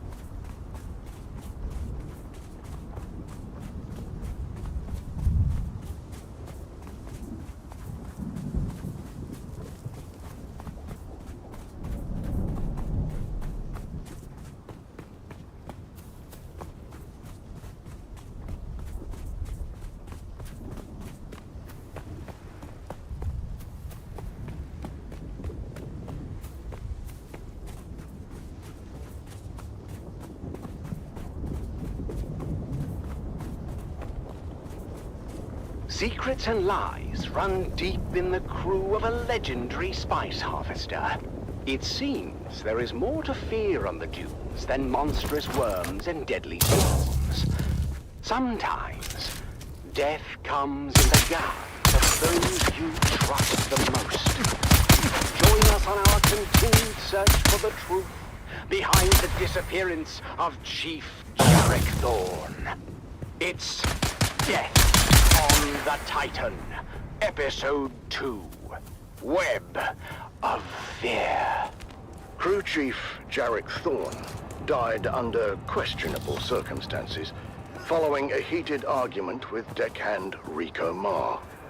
And while searching Rico's locker, Captain Noah discovered a coded message from Atreides intelligence addressed to the dead crew chief. I started the day by reviewing the recording of Captain Noah's initial interrogation of Rico Ma. Rico, now why don't you come clean? We found the Mimic film in your locker. How did it get there? Look, you can tell me. Or you can wait until whatever hatchet man the Spice Miners Guild is sending. And you know what his job is gonna be. To solve Chief Thorne's murder? No, you idiot. Chief Thorne's death is the least of it. The man the Guild sends is here to get the spice flowing again. And that won't happen until the crew settles. It won't? No, unfortunately for you. Chief Thorne was well liked, and the crew's out for blood. I suppose the easiest thing for me to do would be to hand you over. Let the crew tear you apart, throw the pieces overboard. I don't know anything about any Mimic film or anything like that. Someone must have planted it. I need more from you, Rico. How did you know about the message, and who ordered you to steal it? No. Why would I risk everything for some stupid message? Yes, Thorne and I fought. But that doesn't mean I killed him. Rico was adamant that he spent the night of Thorne's murder alone, in his bunk. That is, until a witness came forward saying otherwise. Sorry, Captain, I didn't remember him first, but I did see Rico that night. You saw him? Where? Slipping into the store. Okay, I was there. I saw the message coming and I took it. But I didn't kill Thorne. It was at this point I arrived on the Titan and witnessed the following. Why did you take the message? I thought it might give me some dirt on Thorne. Something I could use against him. He was threatening to ruin my life. Give me your hand, Rico. Sir? Your hand, son. Place it flat on the table. Like this. Ah! That knife is clear through your hand now. And if you ever want to have relations with it again, it's time to start talking. Or I could just twist. No further application of pressure was necessary, as Rico Ma finally confessed.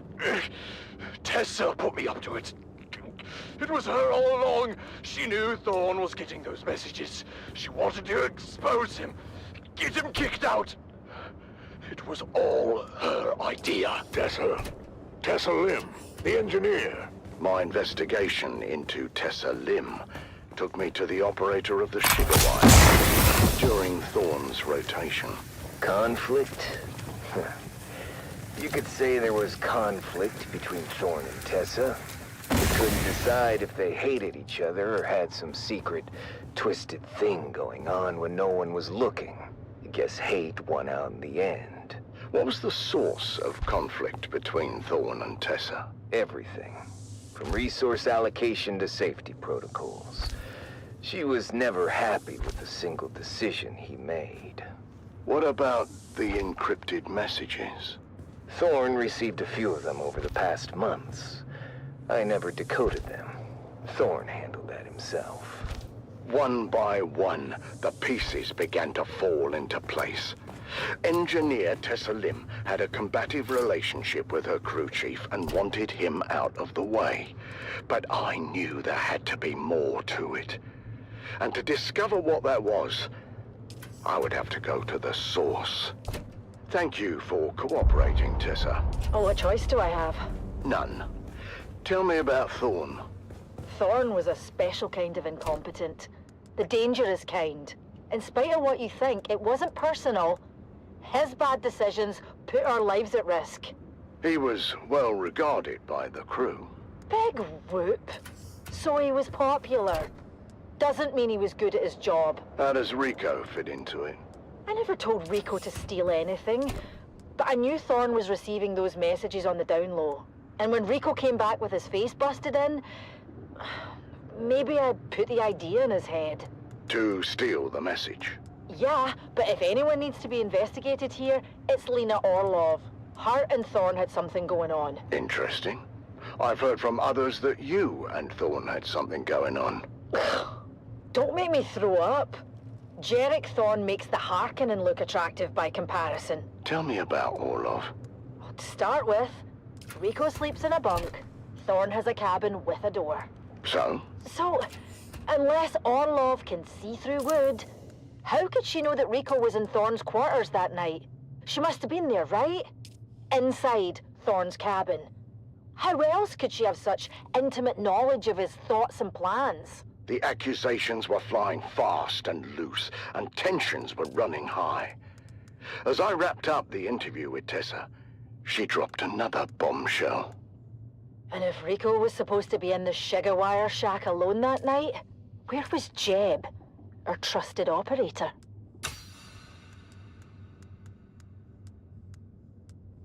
The mystery deepens on the Sand Titan as the web of deception grows. What is the truth about the relationship between Thorne and his shift supervisor? And what was Shigawire operator Jeb really up to at the time of the murder? The truth is out there, dear listener, buried in the sands of fate.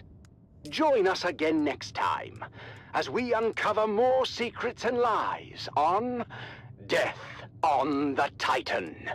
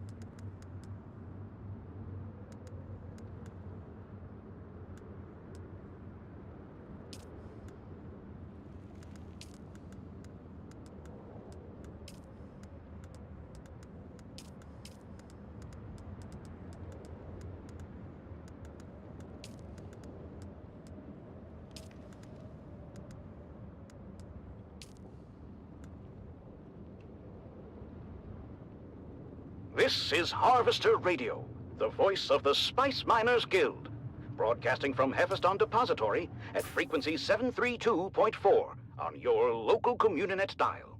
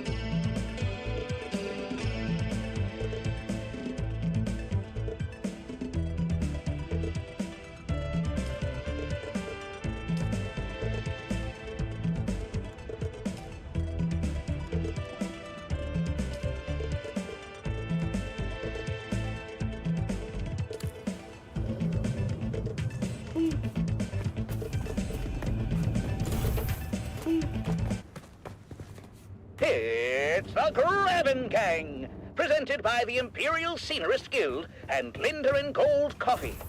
Wake up with Linder and Gold. We put the spice in it for you.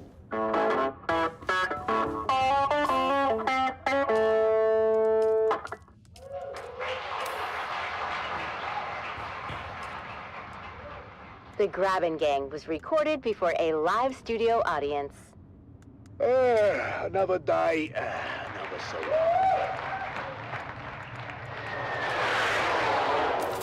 And there goes Frank flying by. Hello. Hey there, neighbor! How do you like my new Thopter? Yeah, built it myself! Oi, you okay, Frank? Just a flesh wound. Yeah, not to worry, love. He missed our property entirely. Oh, there you are. Morning, sunshine. Grabbing life isn't for the faint of heart, but at least we keep it interesting. Now, if I can just get this old water recycler working, who in the right mind would make it like... Oh, come on. Oh, fantastic. Oh, the screws are made out of Swiss cheese. Now, that's quality work here, boys. Yeah, lovely. Oh! Oh, you... patient son of a nearly... Stuff, that thing's older than your jokes. Give it up already. No. Don't you listen to her, Betty. Who's Betty? What? The water recycler, of course. At least we know who we're burying when she conks out for the last time. Yeah, right. Yeah, almost got it. She just needs a little coaxing, and she'll start purring. R.I.P. Betty. Gone, but not forgotten. Maybe you should get Frank to help. Do you remember the last time we got Frank to help? You were visiting your sister in Arakeen, and Depot 12 got popped with that surprise inspection, yeah? Well, you don't remember. The man said my hair was 3 centimeters over Guild Regs. Oh, now I remember. You were kinda shaggy, Dove. Well, I had no choice. I needed it cut. And I told you to wait until I got home. I don't know why you would ever go to Frank. I look like a bloody Harkonnen for weeks, love.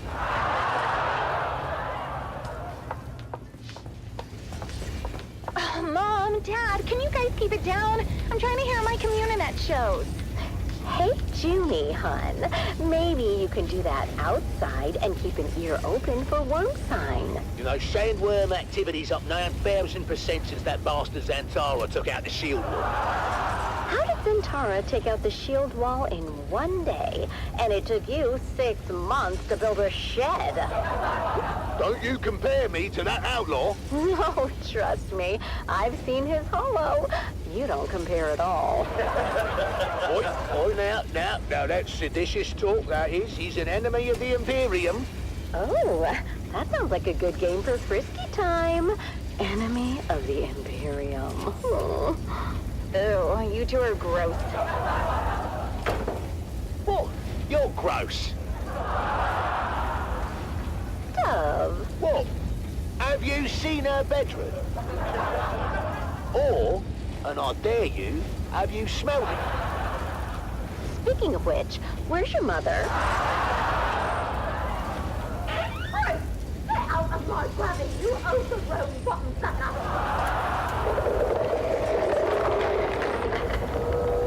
Mum, what are you doing? I'm teaching this thing some manners. It's a sandworm, not a stray bat. Oh, well, that one had spook. I like it. Why do we have to live with the worms? I can take anything, Arrakis, but enough with the worms already. Look, you heard what the science man said about our grabbing, yeah? To the worms, we're like a highway through the rock. But he also said they come through so fast, they don't even notice us. We should charge them a toll. 5 Solari per trip. Then we could finally get a new ground car. Hey? And I wouldn't have to run so fast between rock islands. Speaking of which, it's off to the trade post.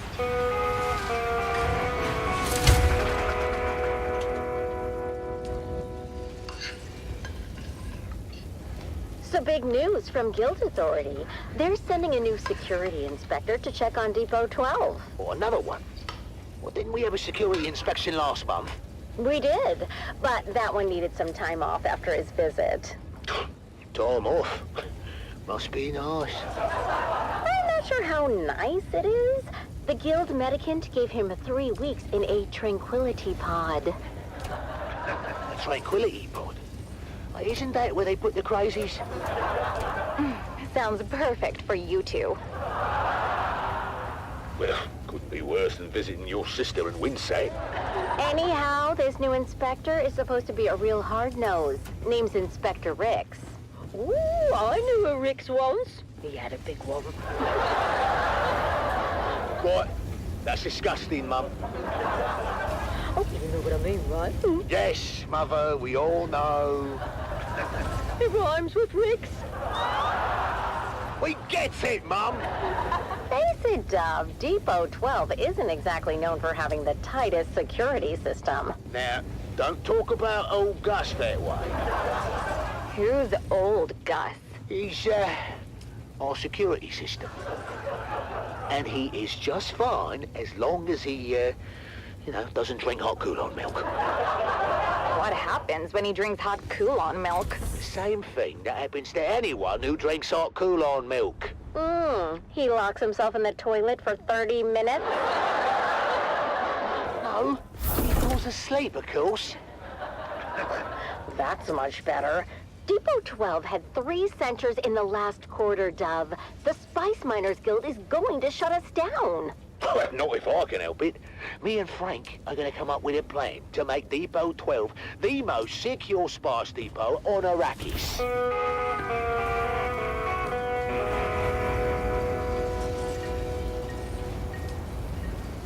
Relax, Dove. I've got us covered. Yeah, that's what I'm afraid of. Hey, don't knock until you hear the plan, buddy boy. I rigged together a special security apparatus. Frank, my dear, you are still picking bits of your last apparatus from your arse. Don't remind me. Yeah, trust me, buddy. This one is foolproof. My best invention yet. And that is what I'm afraid of. Good morning, Depot 12. I'm here to conduct a thorough inspection of your current security initiatives. This sector is one of the worst in the Imperial Basin. You can blame the Kirab for that, Inspector. I'll decide where the blame goes, Dune Man. Now, show me your security. Very good, Inspector. Frank? Oh, that's my cue. Sorry. Automaton, awaken! What am I looking at? My new sentry automaton. I named him Gary.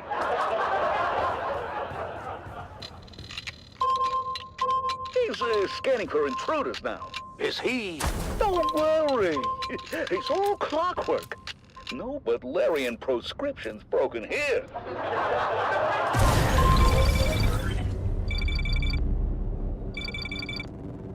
Frank, he must think we are the intruders, eh? Oh, that's not good. What do you mean that's not good, Frank? I mean, maybe it's time to,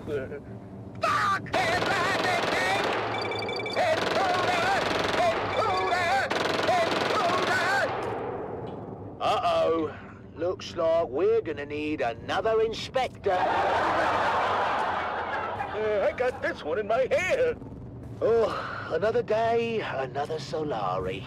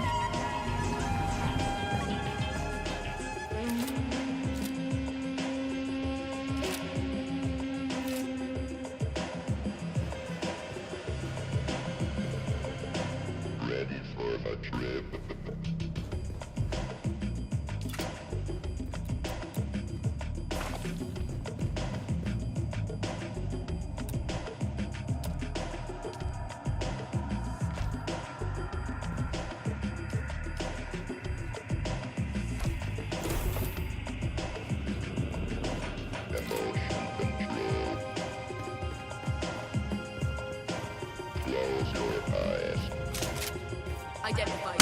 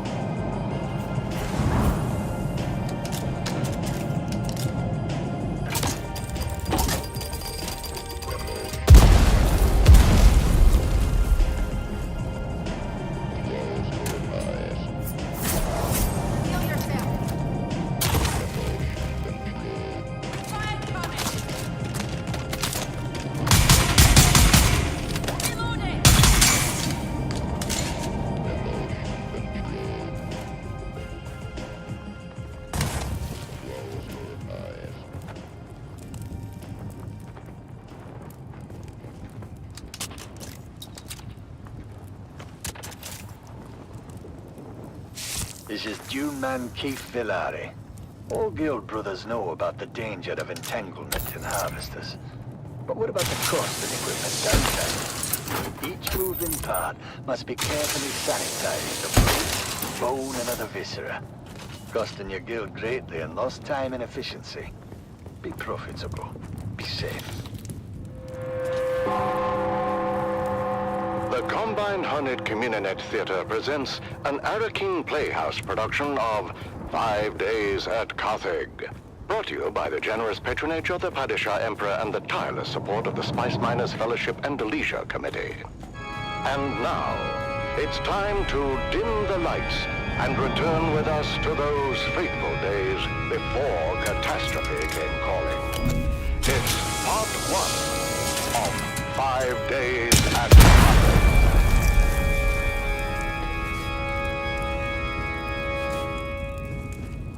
The Imperial Scenarist Guild has been provided unfettered access to the sealed records and testimonies of those who survived the Carthage incident. The following dramatization represents the official truth, as judged and signed by the Imperial Chamber Court and Aulic Council. So let us journey then to the burning sands of Arrakis, a desert planet in a far-flung corner of the known universe. The year is 10-1-94, and the war of assassins between House Atreides and their ancient enemy House Harkonnen is well underway. Our tale unfolds in the teeming industrial sprawl of Carthage, the seat of Harkonnen power on Arrakis. It's early morning in the Peon Quarter, as the workers ready themselves for a long day of toil in their Baron's name.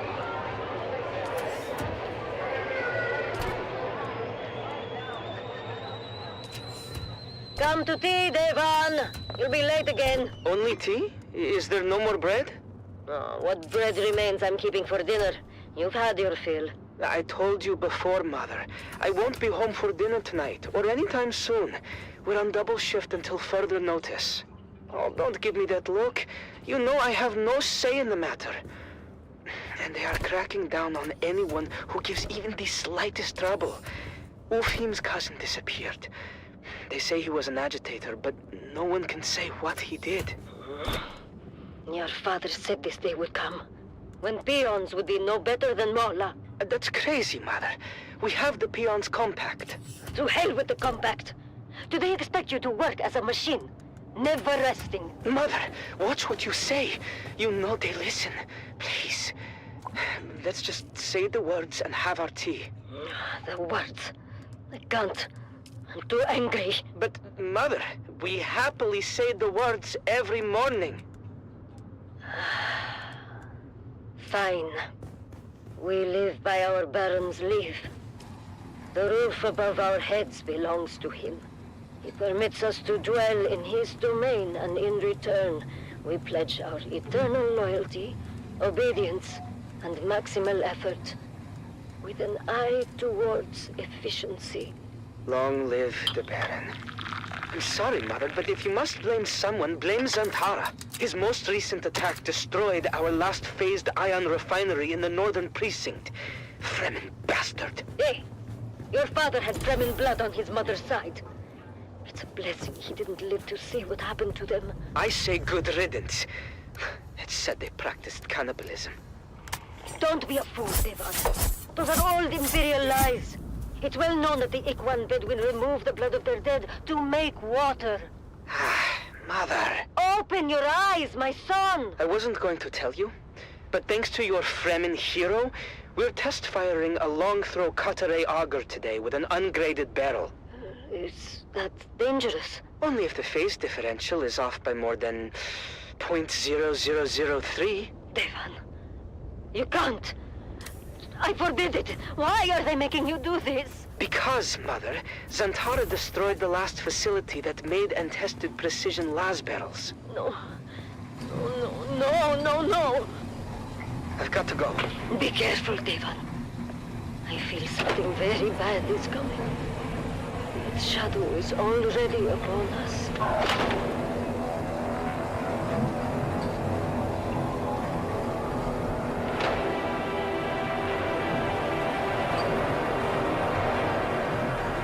Mason condenser is at full potential. Are we clear to start the firing cycle? Eisenrad controllers in the green, all mirrors 100% alignment. And still, my reservations remain. I'll be sure to let the Baron know next time we have dinner. For now, let's get on with our job. You had dinner with the Baron? No, Arek. He was being sarcastic. And I will say it again. The long-throw cutaway auger is a precision tool and requires equal precision in its maintenance. Never in my 97 years as a peon have I test-fired an ungraded barrel. The game medium is different. We have no idea how it's going to react. It is insanity, Devon. No one here disagrees with you, Ufim. But we have written orders from the House Munitions Master, co-signed by Peter de Vries. They need this laser auger online yesterday. Because there is no risk to them. Let Peter de Vries test-fire the laser. There's too many eyes on us to mess this up. All we can do is trust in our pre-fire checklist and hope the new barrel materials meet spec. Let's go again. Spooling up Mason condensers. Mason condensers at full potential. Are we clear to start the firing cycle? Eisendrath control is in the green. All natives, 100% alignment. Signal wave guide, in range. Arek, how's the mesh? Phased ion is in the mesh. Optical pump is engaged and the coils are hot. Okay then,